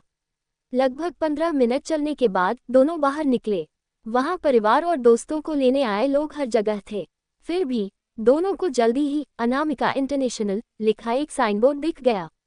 उसी समय शिवा ने गौतम गुप्ता को देखा, जिनका अंजलि ने पहले जिक्र किया था। सफेद वेस्टर्न सूट में गौतम वाकई शानदार दिख रहे थे। उनके बाल काले थे, लेकिन चेहरे की बनावट स्पष्ट रूप से यूरोपीय थी। उनकी पुतलियां नीली हरी थीं और उनका कद शिवा से काफी लंबा था। उनके चेहरे पर मुस्कान स्वाभाविक और प्रभावशाली थी। उनकी शानदार आभा ने पास से गुजरने वाले पर्यटकों को बार बार उनकी ओर देखने पर मजबूर कर दिया। अंजलि को काली ड्रेस में बाहर आते देख गौतम की आंखें चमक उठीं। उनकी मुस्कान और स्पष्ट हो गई, लेकिन डरावनी नहीं थी। धीरे धीरे आगे बढ़ते हुए उन्होंने गले लगाने के लिए अपनी बाहें फैलाईं। अंजलि को इस शिष्टाचार से कोई आपत्ति नहीं थी। ये पश्चिमी देशों में आम था। गालों को छूना या गले लगाना असभ्य नहीं माना जाता। लेकिन इससे पहले कि अंजलि अपनी बाहें फैलाती, एक साय ने तेजी से गौतम को गले लगा लिया। हाँ, तुमसे मिलकर बहुत अच्छा लगा। चलो एक और गले मिलें। अंजलि हैरान रह गई। शिवा, जो पहले उसके पीछे था, किसी तरह गौतम की बाहों में पहुंच गया। वह गौतम की पीठ भी थपथपा रहा था, जैसे वे सचमुच करीबी दोस्त हों। गौतम भी चौंक गए, उनका चेहरा सख्त हो गया। ये पक्का करने के बाद कि उनकी बाहों में कौन है, वे और हैरान हुए। जल्दी पीछे हटते हुए उन्होंने हिंदी में पूछा, आप कौन हैं? ये हमारे सहायक कंपनी के निदेशक शिवा हैं। वे मूल रूप से मुख्य शाखा का प्रतिनिधित्व करने वाले थे, लेकिन चूंकि वे अनुभवहीन हैं और मैं सहयोग से यूरोप में हमारे कामकाज की जांच करना चाहती थी, मैं उनके साथ आए, अंजलि ने समझाया। उसने शिवा के साथ अपने असली रिश्ते का खुलासा नहीं किया। शिवा का व्यवहार वाकई शर्मनाक था। जिस तरह उन्होंने गौतम को जबरदस्ती गले लगाया, उससे कई पर्यटकों ने उन्हें आलोचनात्मक नजरों से देखा। लेकिन गौतम बेहद अनुभवी थे। उन्होंने तुरंत स्थिति को समझ लिया और चुपके से शिवा की अपरिपक्वता को तुच्छ समझा। चेहरे पर वही मुस्कान बनाए रखते हुए उन्होंने कहा, श्री शिवा, मैंने पहले आपका नाम सुना है। इतनी कम उम्र में निदेशक बनना, आप जरूर असाधारण होंगे। मैं गौतम गुप्ता हूँ, आपसे मिलकर बहुत खुशी हुई। मैं फ्रांस में आपकी पूरी सेवा करूँगा। अगर आपको किसी चीज़ की ज़रूरत हो तो बेझिझक पूछें। अरे, आप तो बहुत नम्र हैं। शिवा संतुष्ट होकर मुस्कुराया। उसने फिर से अपनी बाहें फैलाईं और बोला, चलो एक और गले मिलें। गौतम को यह अजीब लगा। मुस्कुराते हुए उन्होंने कहा, हाँ, श्री शिवा वाकई मजाकिया हैं। चलिए बाहर चलते हैं और कार में बात करते हैं। मैंने बहुत समय बाद अंजलि से मुलाकात की है, हमें अच्छे से बातें करनी हैं। अंजलि भी इसे बर्दाश्त नहीं कर पाई। उसने चुपके से शिवा की पीठ पर चुटकी काटी, उसे हद में रहने का इशारा किया। शिवा को वाकई बुरा लगा। इस शख्स ने अंजलि को बॉस की जगह अंजलि कहा था। वह इतना अच्छा था कि उसने गौतम के मुंह पर मुक्का नहीं मारा। ये साफ था कि गौतम को अनामिका इंटरनेशनल में ज्यादा दिलचस्पी नहीं थी, लेकिन अंजलि के प्रति उनके इरादे थे। उसने कहा था कि वह रोमांस पसंद है, और बिना किसी महिला की रोमांस पसंद पुरुष क्या करेगा। शिवा और अंजलि ने गौतम के साथ हवाई अड्डे से बाहर निकल गए। गौतम ने अंजलि से पूछा कि क्या वह उड़ान से थक गई है, और कभी कभी शिवा से बात की, शायद उनके करीब आने की कोशिश में। मुझे आश्चर्य है कि श्री शिवा पहले किस काम में थे। क्या आपकी स्थिति भी ऊंची थी? मुझे यकीन है आपके पास काम का खूब अनुभव है, गौतम ने कहा। हवाई अड्डे से बाहर निकलते ही शिवा ने इतने समय तक रुकने के बाद जल्दी से सिगरेट जलाई। वह सस्ती सिगरेट का धुआं उड़ाते हुए स्पष्ट जवाब देता है, मैं नासिक के पश्चिम में एक बाजार में भेलपुरी बेचता था। मुझे नहीं लगता आप वहां गए होंगे। जमीन वहां काफी सपाट है। ऊंची तो बिल्कुल नहीं। गौतम लगभग गिर पड़े। उनके होंठ हल्के से कांपे और बोले, वाह, सच में, तो आप खाद्य उद्योग में थे। अंजलि का चेहरा बर्फ सा ठंडा था। उसने ऐसा व्यवहार किया जैसे कुछ सुना ही न हो और जल्दी कार की ओर बढ़ गई। साफ था कि गौतम ने बहुत मेहनत की थी। उन्होंने अंजलि को लेने के लिए खास तौर पर रोल्स रॉयस लिमोजीन तैयार की थी। कार के आंतरिक हिस्से शानदार थे, जैसे एक चलता फिरता लग्जरी होटल। रंग योजना सुरुचिपूर्ण थी। सबसे जरूरी, उन्हें पता था कि अंजलि को एक कार पसंद आएगी, क्योंकि उनकी निजी कार भी रोल्स रॉयस थी। तीनों कार में सवार हुए और गौतम ने ड्राइवर को होटल सोफिटेल ले जाने का आदेश दिया, जहां उनके कमरे बुक थे। यह एक महंगा 5 सितारा होटल था। खबरों में कहा गया है कि आतंकवादी संगठन फैशन वीक में हंगामा कर सकते हैं और कुछ अमीर व्यापारियों को निशाना बना सकते हैं। हालांकि यह सिर्फ अफवाह है, फिर भी सावधान रहना बेहतर है। मैंने खास तौर पर 4 अंगरक्षक लाए हैं, जो छुपकर आपकी सुरक्षा करेंगे। इस तरह आप न सिर्फ सुरक्षित रहेंगे, बल्कि असहज भी नहीं होंगे, गौतम ने कहा, पीछे चल रही मर्सिडीज S500 की ओर इशारा करते हुए। आप वाकई हमेशा की तरह सावधान हैं, अंजलि ने कहा। अंगरक्षक शब्द सुनकर उसने चुपके से शिवा की ओर देखा, जो सामने बैठा था। वह फ्रिज से सामान निकाल रहा था और शराब की बोतल खोलने की तैयारी कर रहा था। उसके साथ होने पर मुझे कोई खतरा नहीं होगा ना, अंजलि ने सोचा। शायद कई मौकों पर शिवा ने आसानी से मुसीबतों को संभाला था, इसलिए अंजलि को लगता था कि जब तक शिवा है, वह सुरक्षित है। हाँ, मिल गया। शिवा ने कार में जोर से खुशी जताई और फ्रिज से अंगूर की शराब की बोतल निकालकर उसकी पैकिंग खोली। ये बहुत अच्छा है कि श्री शिवा को ये पसंद आया। यह मार्गिता 1982 की है। पूरे पेरिस में ऐसी 10 से कम बोतलें हैं। अमीर लोग भी बिना रसूख के इनमें से एक बोतल नहीं पा सकते, गौतम ने खुशी से कहा। पलक झपकते ही शिवा ने बोतल का ढक्कन खोल दिया और अंगूर की शराब की समृद्ध खुशबू कार में फैल गई। ये वाकई असाधारण थी। हालांकि अंजलि को शराब ज्यादा पसंद नहीं थी, वह खुशबू से बता सकती थी कि यह महंगी है। उसे गौतम की विचारशीलता पसंद आई, न कि इसलिए कि वह उनके साथ रहने की संभावना से अनजान थी। वह बस उनकी सावधानी की प्रशंसा करती थी। अंजलि ने शिवा को कुछ शराब देने के लिए कहने वाली थी, लेकिन शिव की अगली हरकत ने उसे यह विचार पूरी तरह भुला दिया।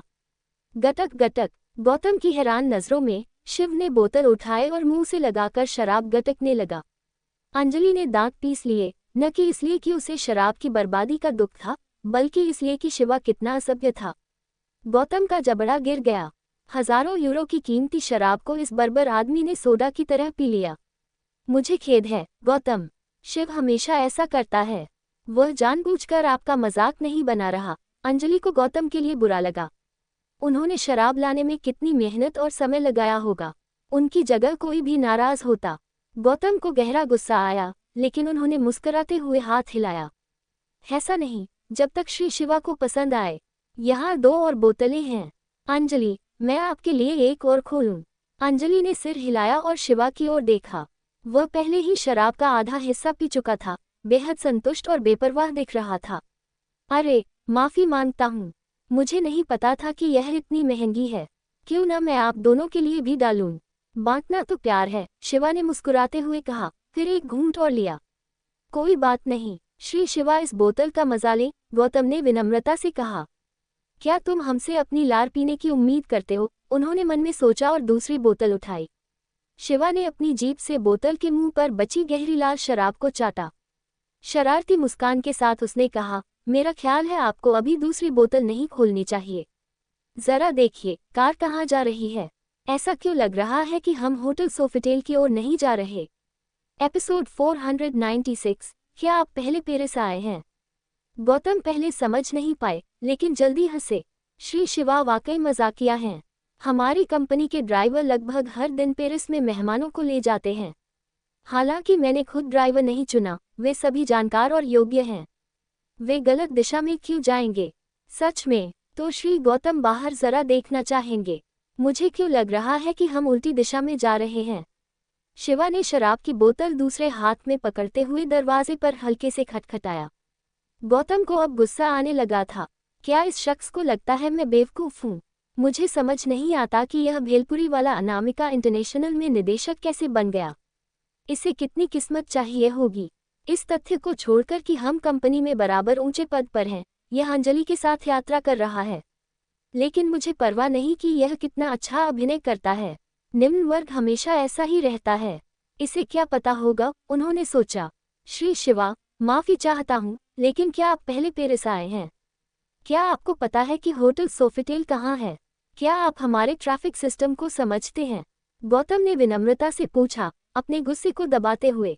15 रुए बोइसी डी एंग्लास, क्या मैं सही हूँ? शिवा ने धारा प्रवाह फ्रेंच में कहा। गौतम इस बार हैरान रह गए। उन्हें बिल्कुल उम्मीद नहीं थी कि शिवा, अपने व्यवहार को देखते हुए, फ्रेंच बोल सकता है। और भी चौंकाने वाली बात थी कि शिवा ने जो पता बताया, वह वाकई होटल सोफिटेल का था। उन्होंने नहीं सोचा था कि कोई इसे सही अनुमान लगा सकता है। नतीजतन गौतम ने बाहर की स्थिति देखने के लिए सिर घुमाया। बाहर देखते ही उन्हें जल्दी एहसास हुआ कि कार पेरिस के शहर क्षेत्र की ओर नहीं जा रही थी, बल्कि यह उत्तर पूर्व की ओर बढ़ रही थी, पता नहीं कहाँ।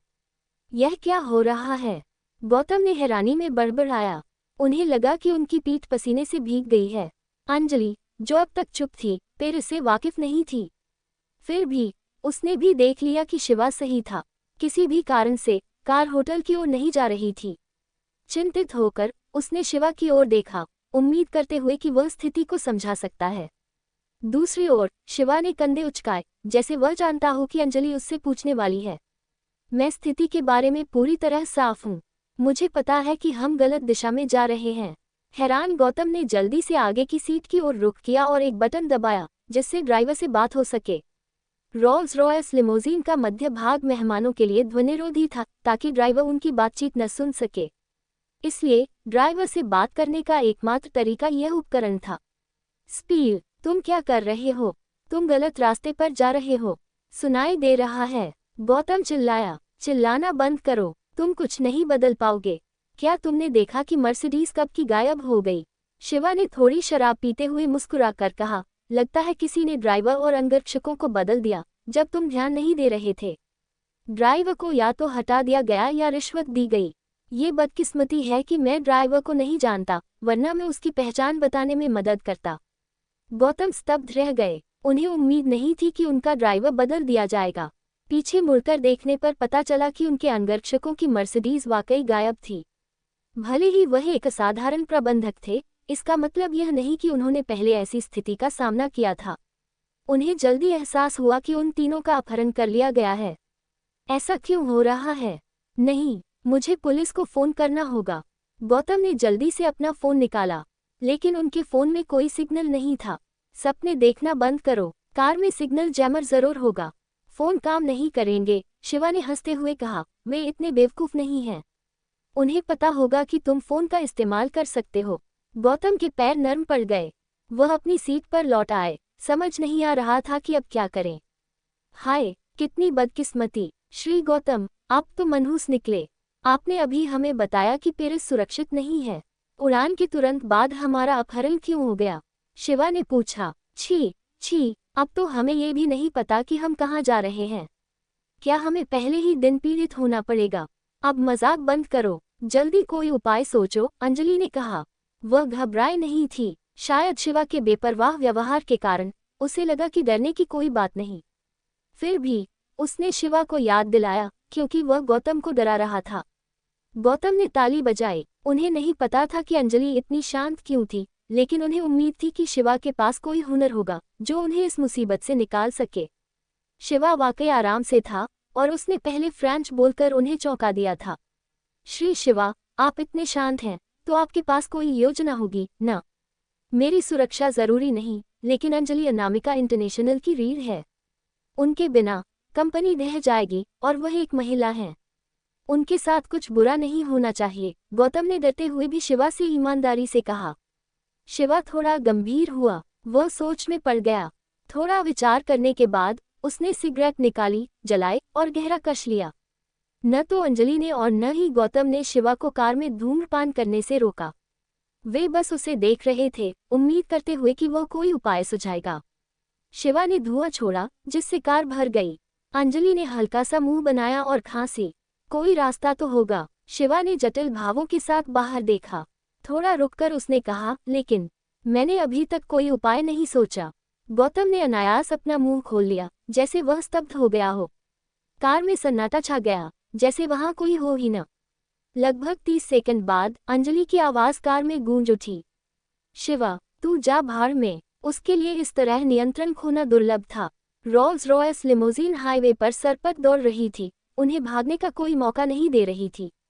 शिवा आराम से शराब का मजा ले रहा था और अपनी सस्ती सिगरेट पी रहा था। दूसरी ओर अंजलि, जिसे शिवा ने बेवकूफ बनाया था, ने उसकी कमर पर जोर से चुटकी काटी और डांटा। फिर वह चुपचाप बैठ गई, क्योंकि अब उसे बात करने का मन नहीं था। गौतम अकेले थे, जो रोए जा रहे थे।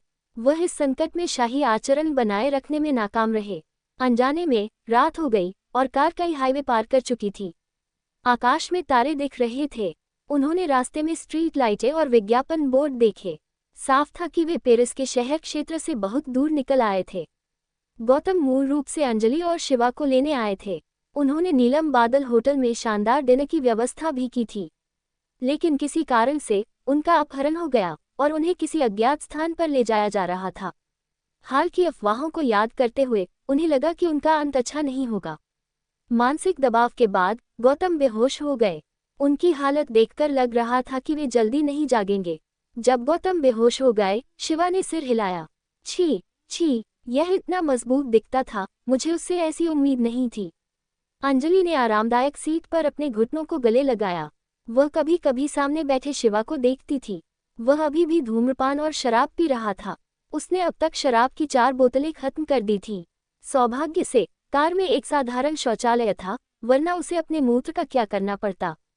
अंजलि लंबे समय तक चुप रही। जब आकाश अंधेरा हो गया, उसने पूछा, शिवा, तुमने ये जानबूझकर किया ना?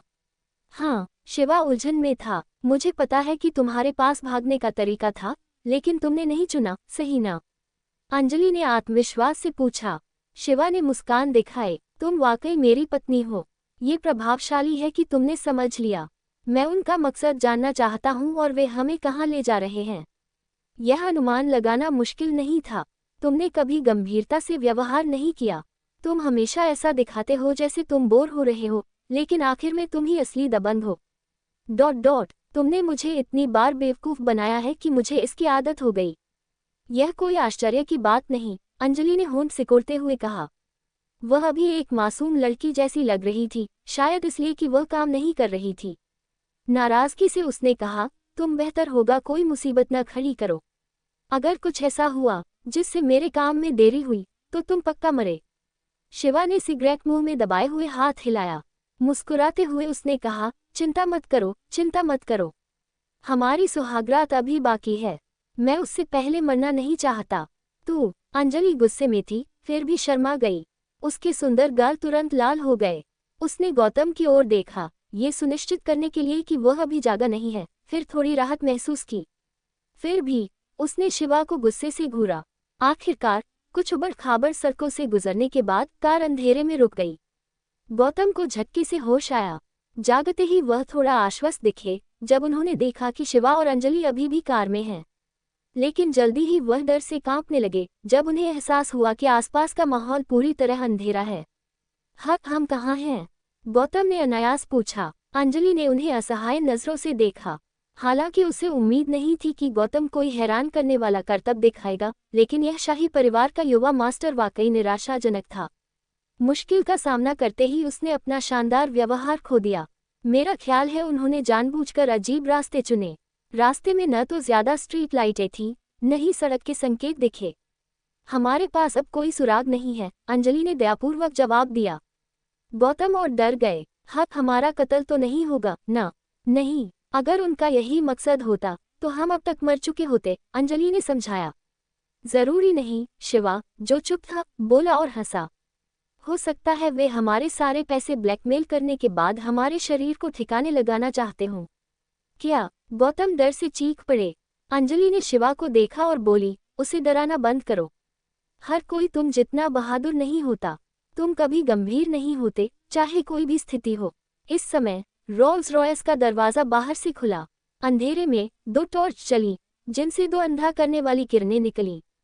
काली सैन्य वर्दी और लंबे जूतों में 4 विशालकाय लोग कार के बाहर रहस्यमय ढंग से दिखाई दिए।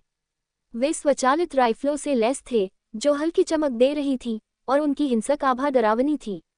उनमें से एक ने कार में तीनों को देखा, फिर गौतम पर नजर टिकाई, जो सफेद सूट में था। हालांकि उस शख्स ने हेलमेट और काला चश्मा पहना था, जो उसके भाव और नजर को छिपा रहा था। गौतम का शरीर सख्त हो गया और उसने अपनी लार जोर से निली। क्लिक। उस शख्स ने बिजली की तेजी से अपनी राइफल उठाए, बैरल को गौतम की भौहों के बीच सटीक निशाना बनाया। एपिसोड 497, प्रभु रक्षक। आह, मुझे मत मारो, गौतम गुप्ता जोर से चीखा। उसने अपने सिर को दोनों बाहों से ढक लिया और कार के सबसे अंदरूनी कोने में सिकुड़ गया। अंजलि रावत गौतम के अचानक हरकत से लगभग हिल गई थी। वह सिर्फ इसलिए शांत रही क्योंकि शिवा उसे अपने करीब खींचने में कामयाब रहा। काले कपड़े पहने आदमी ने ट्रिगर नहीं खींचा। इसके बजाय वह जोर से हंसने लगा, जैसे कल का दिन न हो, और बाकी तीनों भी हंस पड़े। जाहिर था वे गौतम की कायरता को तुच्छ समझ रहे थे। शिवा पूरी तरह चुप था। उसने अंजलि को अपनी पीठ के पीछे खींचा और 4 हथियारबंद लोगों को धैर्य से देखा, सिर से पांव तक, उनकी राइफलों सहित। आखिरकार शिवा का ध्यान उनकी बाहों पर एक सुनहरे सूर्य के कुलदेवता के पैटर्न पर टिका। शिवा ने आंखें मूंद लीं। हालांकि वह उस कुलदेवता को पहचान नहीं पाया। उसे यकीन था कि दुनिया के किसी भी शक्तिशाली संगठन या भाड़े के समूह में ऐसा प्रतीक नहीं था। साफ था, अगर यह किसी संगठन का प्रतीक था तो ये तब उभरा होगा जब वह भारत लौटा था।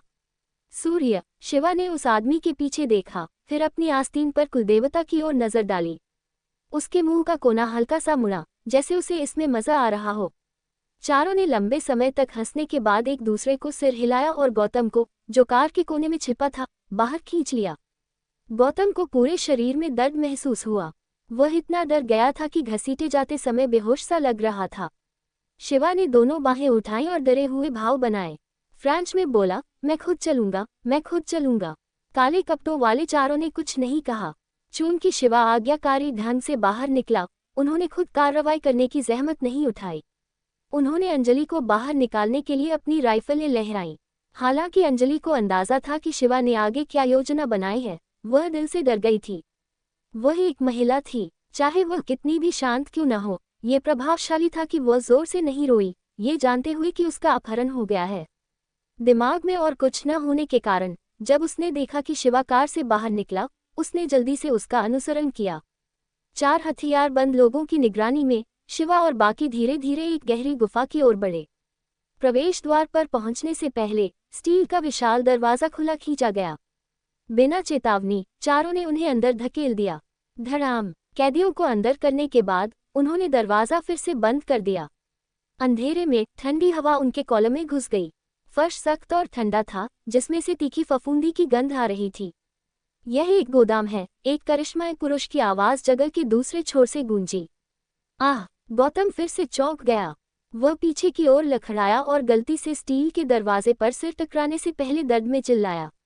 अंजलि भी हैरान थी। उसने अनायास शिवा की बांह पकड़ ली और उसके करीब सट गई। मुस्कुराते हुए शिवा ने अपने दूसरे हाथ से अंजलि के सिर को धीरे से थपथपाया। मैं यहाँ हूँ, तुम ठीक रहोगी। शिवा के स्पर्श और उसके शब्दों को सुनने के बाद अंजलि ने आखिरकार महसूस किया कि उसने अपने शरीर को उसके खिलाफ दबा दिया था। उसके सीने की दरार ने शिवा की बांह को भी जकड़ लिया था। जल्दी पीछे हटते हुए अंजलि अंधेरे में शर्मा गई। सिर झुकाकर उसने घबराते हुए कहा, तक तुम? मैं बस। मुझे पता है। ये स्वाभाविक था, शिवा ने मुस्कुराते हुए बहुत खुशी से कहा। उसे वह स्पर्श बहुत पसंद आया था। ये दुर्भाग्यपूर्ण था कि अंजलि इतनी जल्दी हट गई। हालांकि सब कुछ अंधेरे में हुआ, शिवा की दृष्टि पर कोई असर नहीं पड़ा। वह कोने में लोगों सहित आसपास को स्पष्ट देख पा रहा था। चारों ओर देखते हुए शिवा ने अपना फोन निकाला, कॉल करने के लिए नहीं। उसने अंधेरे को हल्का करने के लिए स्क्रीन चालू की। हालांकि उसे रोशनी की जरूरत नहीं थी, अंजलि और डरे हुए गौतम को आसपास देखने की जरूरत थी। फोन की रोशनी के साथ अंजलि और गौतम को थोड़ा बेहतर महसूस हुआ। शिवा कोने में गया और स्क्रीन की रोशनी से एक दूसरे को गले लगाए 2 सायों पर रोशनी डाली। कितना भाग्यशाली है, मुझे ऐसी जगह पर आप दोनों से मिलने की उम्मीद नहीं थी, उसने फ्रेंच में चमकदार मुस्कान के साथ बधाई दी। अंजलि और गौतम उनके पीछे हो लिए। उस कोने को देखते हुए अंजलि थोड़ा चिढ़ गई, जबकि गौतम हैरान दिखे। जमीन पर एक महिला और एक पुरुष बैठे थे। पुरुष ने अपनी पीठ दीवार से टिका रखी थी, जबकि महिला ने अपना सिर उसके सीने पर एक छोटी बिल्ली की तरह टिका रखा था। उनकी अंतरंगता से ऐसा लग रहा था जैसे वे ठंडी जेल में नहीं, बल्कि एक गर्म विशाल बिस्तर में हैं। पुरुष ने पीले लंबे पैंट के साथ एक चेक सूट पहना था। उसका चेहरा आकर्षक और त्वचा गोरी थी। सुनहरे बाल और नीली आंखों के कारण वह खास तौर पर आकर्षक लग रहा था। उसके चेहरे पर शरारती मुस्कान थी। ज्यादातर लोगों के लिए उसे दुनिया की अधिकांश महिलाओं को लुभाने में कोई दिक्कत नहीं होगी। इसी तरह भूरे बालों वाली लड़की की उपस्थिति भी शानदार थी। उसके हल्के भूरे बाल असामान्य थे और उसकी सुडौल आकृति व नाजुक चेहरा बहुत आकर्षक था। उसकी हल्की भूरी आंखें तारों की तरह चमक रही थीं। उसने गुलाबी स्कर्ट पहनी थी, जिसमें उसकी ज्यादातर गुलाबी त्वचा दिख रही थी। कई तरह की महिलाओं को देखने के बावजूद शिवा की आंखें उस विदेशी महिला की सुंदरता देखकर चमक उठी। शिवा को उस महिला को ऊपर से नीचे तक घूरते देख अंजलि ठंडे स्वर में भुनभुनाई। शिवा ने जल्दी अंजलि को खुश करने की कोशिश की। हिंदी में बोला, बेबी, वह तुम जितनी सुंदर नहीं है, ये पक्का है। मैंने उसे सिर्फ इसलिए देखा क्योंकि उसके बालों का रंग असामान्य है। वास्तव में वह पूरी तरह ईमानदार था। हालांकि भूरे बालों वाली महिला सुंदर थी, वह अंजलि की अनूठी सुंदरता से कम थी। फिर भी वह ज्यादातर लोगों द्वारा प्रशंसनीय थी। तुम्हें सफाई देने की जरूरत नहीं, मुझे परवाह नहीं कि तुम किसे घूरते हो, अंजलि ने होंठ सिकुड़ते हुए कहा। उसने शिवा को माफ करने की योजना नहीं बनाई, हालांकि उसकी बात सुनकर वह थोड़ा बेहतर महसूस कर रही थी। जब दोनों बात कर रहे थे, वह जोड़ा चुप रहा। वे एक दूसरे की आंखों में प्यार से घूर रहे थे। पुरुष कभी कभी उसके होंठ चूम लेता और महिला उसके चेहरे को सहलाती। वे अपनी ही दुनिया में खोए लग रहे थे। काफी देर तक इस जोड़े को देखने के बाद गौतम आखिरकार उन्हें पहचान पाए। आंखें झपकाते हुए बोले, आप लोग, क्या आप चक्रवर्ती कबीले के भाई बहन शांतनु और अनन्या नहीं हैं? दोनों ने आखिरकार एक दूसरे को देखना बंद किया। उन्होंने शिवा और बाकियों की ओर ध्यान दिया, फिर गौतम को देखा। माफी चाहता हूँ सर, मैं आपको नहीं जानता। क्या आप ब्रिटिश हैं? शांतनु ने करिश्माई आवाज में पूछा। नहीं नहीं, ये बिल्कुल ठीक है कि आप मुझे नहीं जानते। मैं अनामिका इंटरनेशनल की यूरोपीय शाखा का निदेशक गौतम गुप्ता हूँ। मुझे आप दोनों याद हैं क्योंकि मैं कुछ साल पहले लंदन फैशन वीक में आपको देखने का सौभाग्य प्राप्त कर चुका हूँ। गौतम ने जल्दी अपनी शर्ट ठीक की और परिचय शुरू किया। श्रीमती अंजलि रावत अनामिका इंटरनेशनल की सीईओ हैं और यहाँ ये शख्स शिवा, बॉस अंजलि के साथ पेरिस आया है। मुझे उम्मीद नहीं थी कि आप सब यहाँ होंगे। शिवा ने गौतम की समर्पण की प्रशंसा की। वह ऐसी स्थिति में भी उनके अच्छे पक्ष में आने की कोशिश कर रहा था, सिर्फ इसलिए कि उनके पास ऊंची सामाजिक स्थिति थी। चक्रवर्ती कबीला। अंजलि को कुछ याद आया। उसने पूछा, गौतम, क्या आप कह रहे हैं कि ये सूर्य रक्षक के वंशज हैं? हाँ बिल्कुल, प्रभु रक्षक, गौतम ने उत्साह से जवाब दिया। यहाँ ये सज्जन श्री शांतनु चक्रवर्ती कबीले में सूर्य रक्षक की उपाधि के उत्तराधिकारी हैं और श्रीमती अनन्या उनकी छोटी बहन है, एक ही माँ से जन्मी। भारतीय इतिहास में चक्रवर्ती कबीले ने मौर्य साम्राज्य के दौरान महत्वपूर्ण भूमिका निभाई थी, जब उनके पूर्वज ने सूर्य रक्षक की उपाधि ग्रहण की थी, जो एक शक्तिशाली योद्धा और संरक्षक था। अधिकांश लोग उन्हें अत्यंत शक्तिशाली और महत्वाकांक्षी मानते थे। हालांकि वो बाद में एक विद्रोह में हार गए। फिर भी चक्रवर्ती कबीला एक शानदार और धनी परिवार बना रहा, जिसमें कई वफादार योद्धा और कनेक्शन थे। कई पीढ़ियों तक गुप्त रूप से काम करने के बाद उनके वंशजों ने भारत और यूरोप में महत्वपूर्ण भूमिकाएं निभाईं। हालांकि चक्रवर्ती कबीला अब उतना प्रसिद्ध नहीं था, वे अभी भी वंशानुगत सामंत माने जाते थे। उच्च वर्ग में उन्हें भारत और यूरोप के सबसे प्रभावशाली कबीलों में से एक माना जाता था। इसलिए भले ही अंजलि यूरोप में ज्यादा समय तक नहीं रही थी, उसे चक्रवर्ती कबीले के बारे में कुछ जानकारी थी। इस समय अनन्या ने मुंह खोला। एक कुरकुरी और आकर्षक आवाज में उसने मुस्कुराते हुए कहा, तो ये है अनामिका इंटरनेशनल की सीईओ। इतनी युवा और सुंदर महिला, मुझे तो अभी से थोड़ी जलन हो रही है। ऐसी सुंदरता दुर्लभ है ना मेरे प्यारे भाई? मेरी आंखों में तुम हमेशा सबसे सुंदर रहोगी, शांतनु ने स्वाभाविक रूप से कहा और उसके होंठ चूम लिए। अंजलि को उनके व्यवहार से घृणा हुई। उसने गौतम की ओर देखा और पूछा, आपने कहा कि ये दोनों एक ही माँ के भाई बहन हैं? गौतम ने मुस्कुराते हुए समझाया, हाँ, हालांकि वे भाई बहन हैं, वे सार्वजनिक रूप से एक आधिकारिक जोड़े की तरह दिखते हैं। कई लोगों ने उन्हें आशीर्वाद दिया है और चक्रवर्ती कबीले में किसी ने आपत्ति नहीं की, तो यही चलता आ रहा है। यह अब कोई रहस्य नहीं है। क्या यह अनैतिक नहीं है? मैंने ऐसे कई मामले देखे हैं, यह कोई बड़ी बात नहीं। अच्छे दिखने वाले भाई बहन वाकई अच्छे लगते हैं, शिवा ने उदासीन ढंग से हंसते हुए कहा। तुम्हें बहुत कुछ पता है ना? अंजलि ने शिवा को असंतुष्ट नजरों से देखा। वह इस अजीब स्थिति से लगभग बेहोश हो गई थी। पेरिस पहुंचते ही एक अज्ञात गोदाम में अपहरण होना काफी बुरा था और अब उसे इस अजीब कुलीन जोड़े का सामना करना पड़ रहा था। शिवा को यह मजेदार लगा। वह नीचे बैठ गया और फोन की स्क्रीन से भाई बहनों की ओर रोशनी डाली। मुस्कुराते हुए बोला, अरे एक दूसरे को चूमना बंद करो। गाओसू वो नीशीजे में डाउजेली दे सिया जई दे जुआन क्वंग शीशे में। एपिसोड 498 लड़कियों को लेने के लिए साथ लाओ। शिवा की बात सुनकर शांतनु ने अनन्या के साथ खेलना अनिच्छा से बंद किया।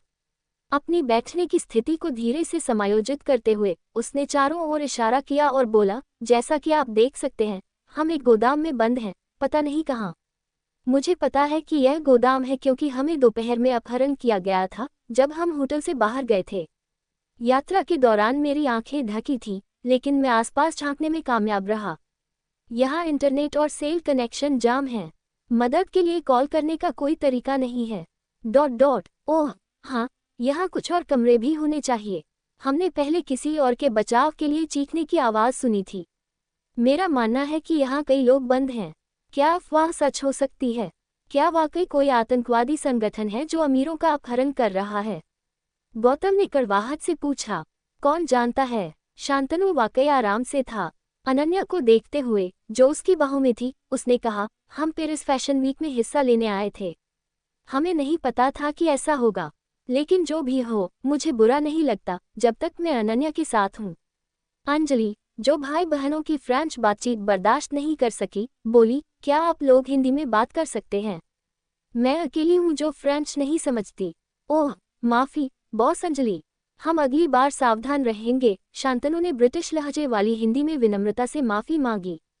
अंजलि ने मन में कहा, बेहतर होगा कि तुम दोनों ये घिनौना व्यवहार भी बंद कर दो। वह अपने विचार जाहिर करने में शर्मिंदगी महसूस कर रही थी। शिवा ने चारों ओर देखा और आसपास के माहौल को भांपा। वह बता सकता था कि यह एक विशाल गोदाम है और यह कमरा अकेला नहीं था। वह हैरान था कि दुश्मनों ने इन अमीर और प्रभावशाली लोगों को यहाँ लाने के बाद उनके साथ कुछ क्यों नहीं किया। अनन्या आखिरकार शांतनु के सीने से उठी। अपने चांदी जैसे बालों को सहलाते हुए उसने कहा, मैं सचमुच नहाना चाहती हूँ। फर्श बहुत गंदा है। क्या मुझे बाहर के गार्डों से बात करनी चाहिए? गौतम का चेहरा हल्का सा कांपा। अजीब ढंग से मुस्कुराते हुए बोले, श्रीमती अनन्या, ये नहाने की बात करने का समय नहीं है ना। हमें अभी भी बंदी बनाया गया है। क्यों? अपहरण होने का मतलब यह नहीं कि हम नहा नहीं सकते, अनन्या ने अपनी बड़ी भोली आंखें झपकाते हुए कहा। फिर वह खड़ी हुई और फोन की रोशनी का इस्तेमाल करते हुए प्रवेश द्वार की ओर चली गई। हैरान गौतम चिल्लाया, श्रीमती अनन्या, ये बहुत खतरनाक है। मैं ठीक रहूंगी। जब मैं इतनी प्यारी हूँ तो वे मुझे मारने के लिए तैयार क्यों होंगे? अनन्या ने हंसते हुए कहा और प्रवेश द्वार पर पहुंच गई। धम धम धम उसने दरवाजा खटखटाया और चिल्लाई, कोई है? मैं नहाना चाहती हूँ। शिवा ने अपनी ठुड्डी छुई और दाढ़ी महसूस की। उड़ान पकड़ने के कारण उसके पास इसे काटने का समय नहीं था। इनमें क्या अजीब है? इन्हें सामान्य लोग समझो। अंजलि को सिरदर्द हुआ क्योंकि उसे शिवा को आवाज देने का पछतावा था। वह खुद सामान्य नहीं था। स्वाभाविक रूप से उसे चक्रवर्ती भाई बहनों में कुछ भी असामान्य नहीं लगा।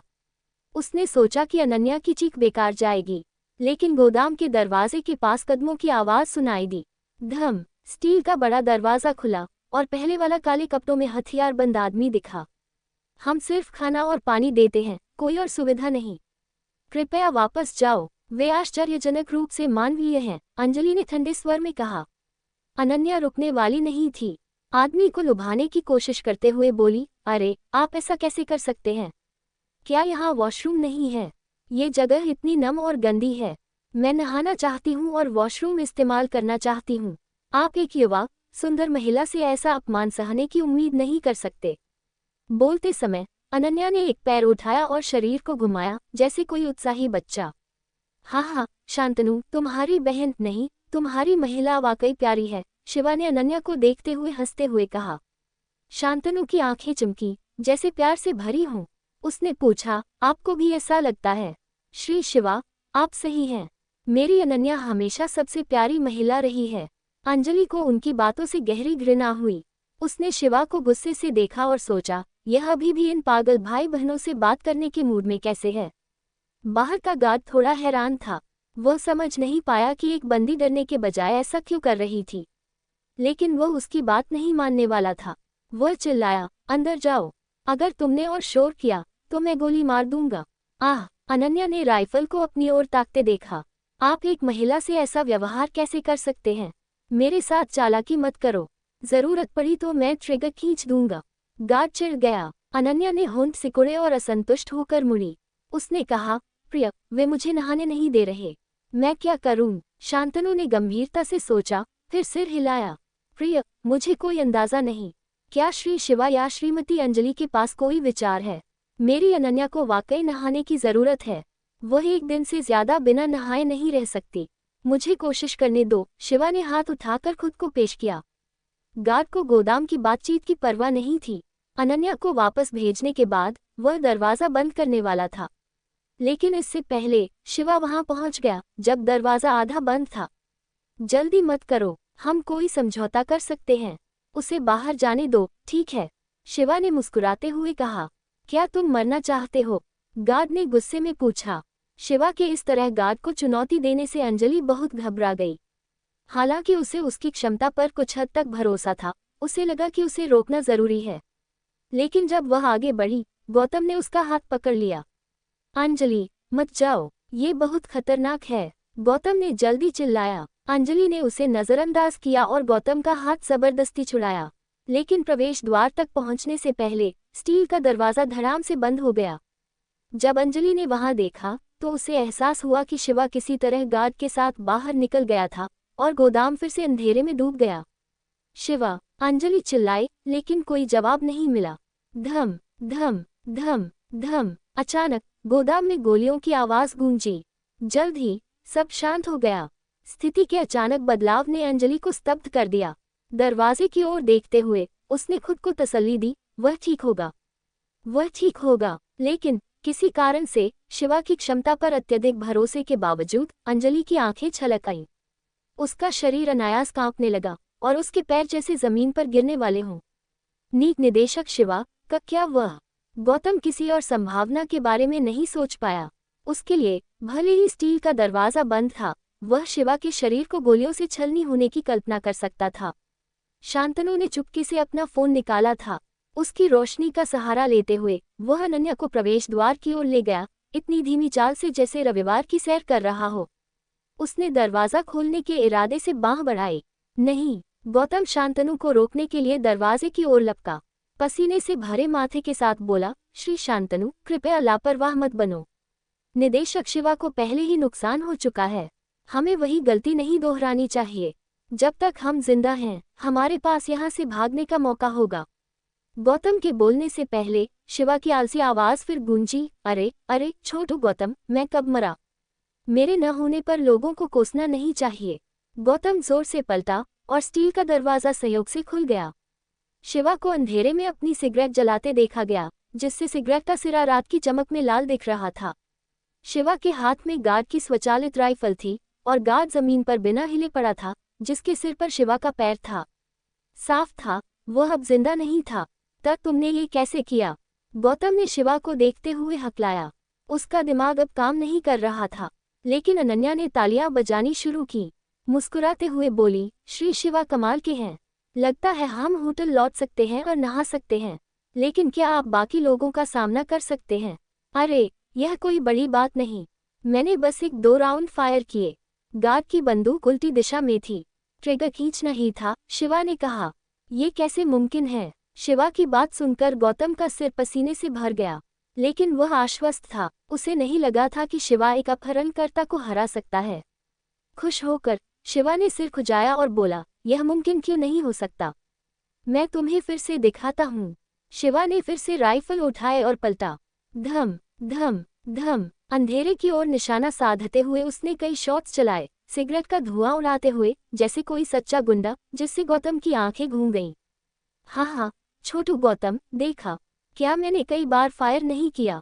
ये वाकई आसान है। शिवा ने गौतम के सख्त कंधे को उस बांह से थपथपाया जिसमें बंदूक नहीं थी। गौतम ने होश में आते ही चिल्लाया, क्या तुम पागल हो? तुम जो कर रहे हो वह बाकी लोगों को यहाँ खींच लाएगा। और मुझे छोटू गौतम क्यों बुला रहे हो? हम तो क्या तुम छोटी गुड़िया हो?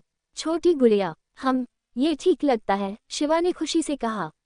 नोट, छोटी गुड़िया हिंदी में छोटू गौतम जैसा लगता है। इस समय अंजलि भी गोदाम से बाहर निकली। उसके कदम बेहद नर्म थे।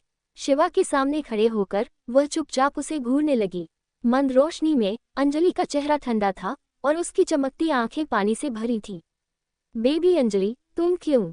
शिवा सिगरेट चूसना भूल गया। वह बस अंजलि के उदास लेकिन सुरुचिपूर्ण चेहरे को घूर रहा था। किसी कारण से उसका दिल भारी हो गया। तुम्हें लगता है तुम बहुत कमाल के हो ना? एक गार्ड को मारना बहुत प्रभावशाली है। अंजलि का स्वर बर्फीली घास जैसा सपाट था। दूसरों को डराना मजेदार है, दूसरों को चिंता में डालना रोमांचक लगता है। मैं। शिवा ने मुंह खोला। वह बोलना चाहता था, लेकिन उसे एहसास हुआ कि सादे शब्द उसकी भावनाओं को व्यक्त नहीं कर सकते, जैसे सैकड़ों भाषाओं में से कोई भी शब्द उसकी मदद नहीं कर सकता था। अंजलि जवाब की उम्मीद नहीं कर रही थी। शिवा को थोड़ी देर घूरने के बाद उसने फोन निकाला, टॉर्च जलाई और दूर चली गई। हालांकि गौतम को स्थिति पूरी तरह समझ नहीं आए, उसने अंजलि का पीछा किया। अंजलि, लापरवाह मत बनो। अगर तुम हल्के से नहीं चलोगी तो गार्ड तुम्हें देख लेंगे। अंजलि ने कोई जवाब नहीं दिया, जैसे उसने गौतम की बात सुनी ही न हो। सब ठीक होगा, शिवा ने होश में आते हुए कहा। अंजलि की दिशा में चलते हुए बोला, कोई हमें नहीं रोकेगा। तुम ऐसा क्यों कह रहे हो? गौतम ने संदेह से पूछा। शिवा ने तिरस्कार से उसकी ओर देखा। क्योंकि वे सब मर चुके हैं। क्या? गौतम को शक हुआ कि उसने क्या सुना, लेकिन शिवा ऐसा नहीं लग रहा था जैसे वह झूठ बोल रहा हो। शांतनु और अनन्या पूरी तरह निडर थे। वे खुशी से हाथ पकड़े शिवा के पीछे चले। गौतम को और किसी चीज की परवाह नहीं थी। जल्दी फोन निकालकर उसने आसपास की दृश्यता बढ़ाने की कोशिश की और शिवा व बाकियों का पीछा किया। शिवा अंजलि के पास चला। ठंडी दिखने वाली महिला को देखते हुए उसने जटिल मुस्कान दी। इससे पहले कि अंजलि प्रतिक्रिया दे पाती, शिवा ने उसका दायां हाथ पकड़ लिया। तुम क्या कर रहे हो? अंजलि ने ठंडे स्वर में पूछा और रुक गई। हाथ पकड़ रहा हूँ, मैं तुम्हें बाहर ले जा रहा हूँ, शिवा ने मुस्कुराते हुए कहा। मुझे इसकी जरूरत नहीं, मैं एक साधारण इंसान हूँ जिसकी मृत्यु का कोई मतलब नहीं। चूंकि तुम इतने ताकतवर हो, तुम्हें अपनी फिक्र करनी चाहिए, अंजलि ने ठंडे स्वर में जवाब दिया। शिवा के चेहरे पर कड़वाहट छा गई। उदास भाव दिखाते हुए वह झुका और अंजलि के गाल के करीब आया। नर्म स्वर में बोला, मेरी प्यारी पत्नी, कृपया अब गुस्सा मत करो। यह मेरी गलती है, मुझे सिर्फ अपनी परवाह नहीं करनी चाहिए थी और तुम्हें चिंता में डाल दिया। मैं वादा करता हूँ कि भविष्य में कुछ भी करने से पहले तुम्हें बताऊंगा और तुम्हें हर चीज में साथ लाऊंगा, खाने, बाहर जाने, खरीदारी, मारने और सताने के लिए। ओह हाँ, अगर मैं लड़कियों को पटाने जाऊं तो भी तुम्हें साथ लाऊंगा। पक्का। अंजलि ने अजीब भाषण सुनकर अपने कानों को गर्म महसूस किया। अपनी बादाम जैसी आंखों से शिवा को घूरते हुए उसने ठंडी सूरत बनाए रखने की कोशिश की, लेकिन नाकाम रही। हंसते हुए बोली, कौन तुम्हारे साथ शौचालय जाना चाहता है? तब तुम्हें अपने बारे में इतना नहीं सोचना चाहिए। अरे, जब तक तुम गुस्सा नहीं हो सब ठीक है, शिवा ने चुपके से राहत ली। अपनी पत्नी को खुश करना अपने प्रेमियों से कहीं ज्यादा थकाऊ था। सौभाग्य से वह स्थिति को और बिगड़ने से पहले संभाल पाया। हालांकि शिवा ने धीरे से बात की। शांतनु और अनन्या, जो उनके पास चल रहे थे, उनके कार्यों और भावों को समझ गए और उन पर आंखें झपकाने लगे। अंजलि शर्मिंदगी महसूस कर रही थी। वह इन भाई बहनों से घृणा करती थी, लेकिन खुद छेड़खानी में पड़ गई। इसलिए उसने शिवा की कमर पर मांस घुमाकर गुस्सा निकाला। शिवा को दर्द नहीं हुआ, लेकिन उसने ऐसा नाटक किया जैसे वह बहुत पीड़ित हो, अंजलि को खुश करने के लिए। मुस्कुराते हुए बोला, हमें मुख्य द्वार पर जाने की जरूरत नहीं, हमें बस अपनी कार ढूंढनी है और पेरिस वापस जाना है। उन्होंने इसे गोदाम के बाहर पार्क नहीं किया होगा, यह उनके लिए बहुत हाई प्रोफाइल होगा। अंजलि ने उसका स्पष्टीकरण तार्किक पाया। भाई बहनों को कोई आपत्ति नहीं थी, क्योंकि अनन्या को बस जल्दी नहाने की जरूरत थी। इस समय गौतम, जो पीछे बहुत सतर्क था, जोर से चिल्लाया, आह, मुझे बचाओ। एपिसोड 499, वह अब कॉल क्यों कर रहा है? गौतम गुप्ता की दयनीय चीख के बाद सभी ने सिर घुमाया। केवल गौतम को जमीन पर लेटे हुए अपने सिर को बाहों से ढकते हुए पाया। उसका फोन जमीन पर गिर गया था। मंद रोशनी के सहारे वे देख पाए कि गौतम एक विशाल काली वस्तु के खिलाफ झुक रहा था। यह एक काले कपड़े पहने गार्ड था, जिसे गौतम ने पहले अपने बगल में देखा था। अंजलि रावत, जो थोड़ा हैरान थी, स्थिति को समझ पाए। डूबते हुए उसने असंतोष में कहा, गौतम, वह आदमी मर चुका है क्या? गौतम ने धीरे से सिर उठाया और ध्यान से देखा। अपनी लार को जोर से निगलते हुए उसने पाया कि गार्ड ने वाकई सांस लेना बंद कर दिया था। यह क्या हो रहा है? गौतम ने आंखें झपकाईं। उसे यकीन था कि यह गार्ड वह नहीं था जिस पर शिवा ने पैर रखा था। फिर भी उसे समझ नहीं आया कि उसकी मृत्यु कैसे हुई। शिवा आगे बढ़ा और गौतम का हाथ पकड़कर उसे खींच लिया। उसके कंधे को थपथपाते हुए मुस्कुराकर बोला, छोटी गुड़िया ने अच्छा काम किया, तुम इतनी जल्दी हमारी कार ढूंढ पाए। वाह कमाल, अब हम होटल लौटकर नहा सकते हैं। अनन्या बहुत आभारी लग रही थी। शांतनु की बाह पकड़कर वह खुशी से बेंटले की ओर गई और शांतनु के साथ अंदर जाने से पहले दरवाजा खोला। गौतम को आखिरकार एहसास हुआ कि जिस काली वस्तु पर वह झुका था वह वही बेंटले थी जिसमें वे आए थे और जिसे वे ढूंढ रहे थे। इससे पहले कि गौतम जवाब दे पाता, शिवा ने उसे फिर से खींच लिया और भाई बहनों के पास बैठाकर कार में डाल दिया। गौतम को तब याद आया कि शिवा ने उसे क्या कहा था। तुरंत चिल्लाया, निदेशक शिवा, मैं छोटी गुड़िया नहीं हूँ। नहीं, ठीक है, मुझे पता है, मुझे पता है, मैंने तुम्हें छोटी गुड़िया नहीं कहा। छोटी गुड़िया, शिवा ने दरवाजा बंद करते हुए कहा। अंजलि, जो अंदर जाने वाली थी, कार के बाहर रुक गई। शिवा को अविश्वास से देखते हुए उसने पूछा, तुम क्या चाहते हो? पत्नी, मैं तुम्हें यहाँ बैठने की सलाह नहीं दूंगा, मेरे पास बैठो, मैं ड्राइव करूंगा और तुम सामने की सीट पर बैठोगी, शिवा ने पलक झपकते हुए कहा। छोटी गुड़िया बहुत परेशान करती है। तुम लगातार शोर नहीं सुनना चाहोगी न? इससे पहले कि अंजलि जवाब दे पाती, शिवा ने सामने का दरवाज़ा खोला और उसे अंदर खींच लिया। जल्दी से कार में चढ़कर शिवा ने इंजन और हेडलाइट्स चालू की, जिससे लगभग पूरा गोदाम रोशनी में नहा गया। गोदाम का क्षेत्र लगभग 10 बास्केटबॉल कोर्ट जितना था। 10 से ज्यादा गराज दरवाजे व्यवस्थित थे, कुछ खुले थे और सामान से भरे थे, जबकि अन्य बंद थे। ये देखा जा सकता था कि गोदाम पुराना था, क्योंकि छत में छेद थे। लेकिन रात होने के कारण पूरी छत काली दिख रही थी। वे क्या हैं? गौतम ने चिल्लाया। निश्चित रूप से मरे हुए अपहरणकर्ता। और कौन होंगे? क्या श्री गौतम को फिर से डर का दौरा पड़ रहा है? अनन्या हंसी। गौतम ने जल्दी से अपनी शांति वापस पाई। खांसते हुए बोला, नहीं नहीं श्रीमती अनन्या ने मुझे गलत समझा। मैं बस थोड़ा हैरान था कि ये लोग क्यों मर गए। क्या कोई हमें बचाने आया है? शांतनु ने अजीब भाव दिखाया। श्री गौतम, क्या श्री शिवा ने नहीं कहा कि ये लोग मर चुके हैं? क्या आपने सुना नहीं था उन्हें? गौतम को याद आया कि शिवा ने वाकई ऐसा कहा था, लेकिन उसे कैसे पता? उसने सोचा। वह स्तब्ध रह गया, लगभग अपनी आवाज खोते हुए। उसने पूछा, तो क्या निदेशक शिवा ने ही इन्हें मारा? और कौन? हम में से किसी के पास बंदूकें नहीं हैं, सिवाय निदेशक शिवा के, शांतनु ने कहा, जो अब कार में फ्रिज से लाल शराब की आधी बोतल निकालकर अनन्या के साथ उसका आनंद ले रहा था। गौतम हैरान था। शिवा का लापरवाह चेहरा ही उसके दिमाग में था। अंजलि, जो सामने बैठी थी, ने भी लाशें देखी, लेकिन चूंकि वह शिवा और उसके अतीत को जानती थी, ये पहली बार नहीं था कि उसने शव देखे। इसलिए वो ज्यादा डरी नहीं। इसके बजाय उसने थोड़ा सोचने के बाद झिझकते हुए पूछा, जब तुम अंधेरे में बेतरतीब दिशाओं में गोली चला रहे थे, क्या तुम वाकई उन्हें एक एक करके निशाना बना रहे थे? शिवा सीट बेल्ट बांध रहा था। अंजलि के सवाल पर मुस्कुराया और बोला, मैंने ऐसा किया या नहीं, इससे कोई फर्क नहीं पड़ता, अब वे मर चुके हैं। अब हम कहाँ जाएंगे? अंजलि ने पूछा। पेरिस वापस? बिल्कुल। तुम्हें पता है हम कहाँ हैं? हम वापस कैसे जाएंगे? अंजलि ने संदेह से पूछा। शिवा ने आत्मविश्वास से सिर हिलाया, जैसे ये सबको पता होना चाहिए। अभी हम पेरिस के दक्षिण में रोमिली सुर सीन के पास होंगे। शहर वापस जाने में हमें लगभग 2 घंटे लगेंगे। फिर मुझे लगता है एक शानदार डिनर की बारी है। बोलने के बाद शिवा ने गियर बदला और त्वरक पर जोर से पैर रखा। वव्वर, कार गोदाम के स्टील दरवाजे से टकराए। क्या तुम पागल हो? तुम क्या कर रहे हो? अंजलि चिल्लाए। शिवा के शांत नाटक के बावजूद अंजलि इसे बर्दाश्त नहीं कर पाई। शिवा विशाल दरवाजे को तोड़ने जा रहा था। चिंता मत करो, मजबूती से पकड़ो। शिवा हंसा और अचानक अपने बाएं हाथ से स्वचालित राइफल उठाई, जो दरवाजे के पास एक छोटे बॉक्स पर निशाना साध रही थी। चिंगारियां उड़ी और सर्किट बॉक्स जैसा कुछ तुरंत फट गया। जल्द ही, जैसे श्रृंखला प्रतिक्रिया हो, स्टील दरवाजे के पास का क्षेत्र विस्फोट से हिल गया। धम, एक तेज विस्फोट की आवाज आई और स्टील का दरवाजा टुकड़ों में बिखर गया। जब आग की लपटों ने क्षेत्र को ढक लिया, बेंटली एक काली बिजली की तरह टूटे दरवाजे से निकल गई। कार की गति के कारण इसके चारों ओर हवा का तेज प्रवाह था, इसलिए आग ने इसे कोई नुकसान नहीं पहुंचाया।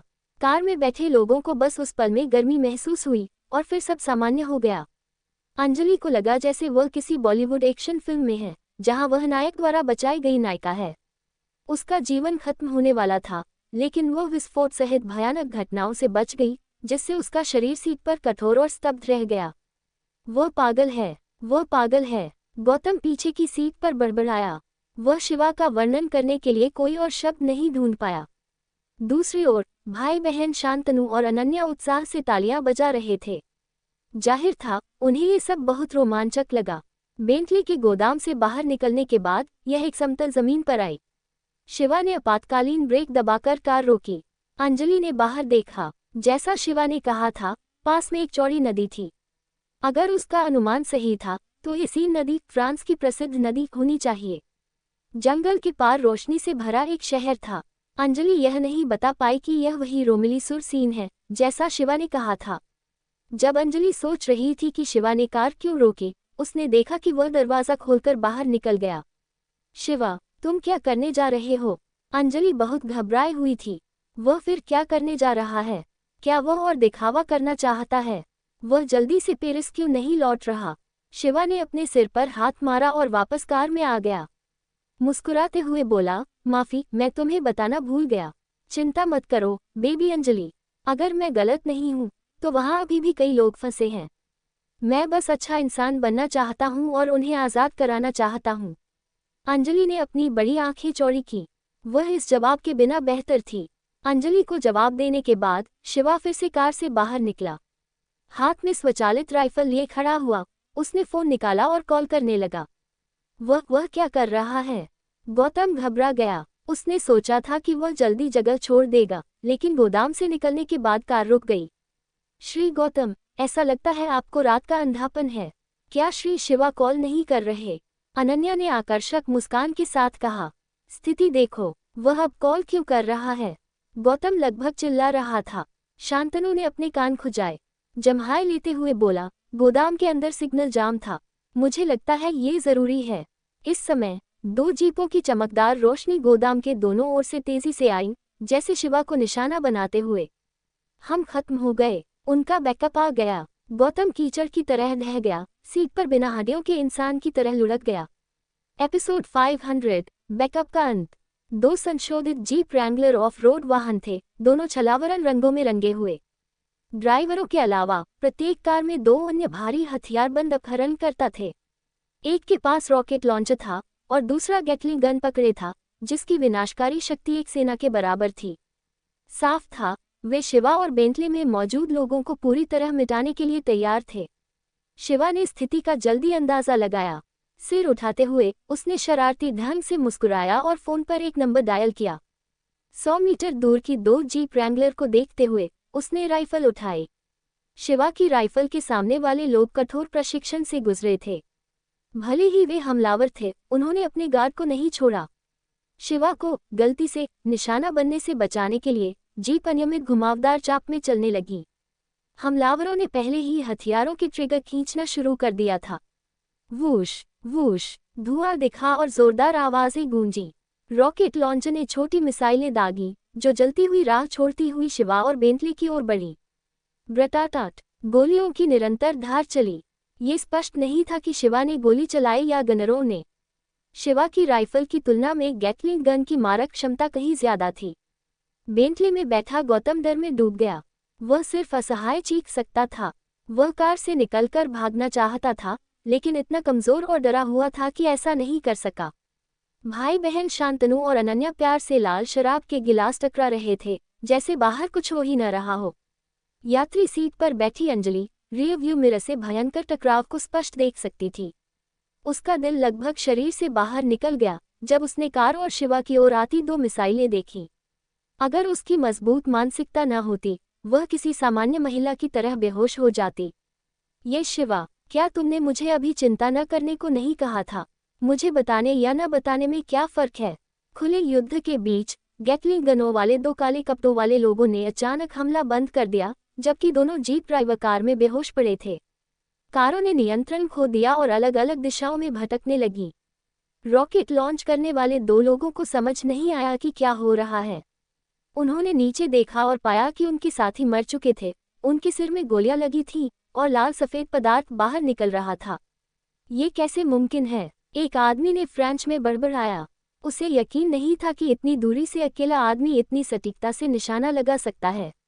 ये तो छोड़ो, उन्हें नहीं पता था कि शिवा ने मिसाइलों को कैसे नष्ट किया।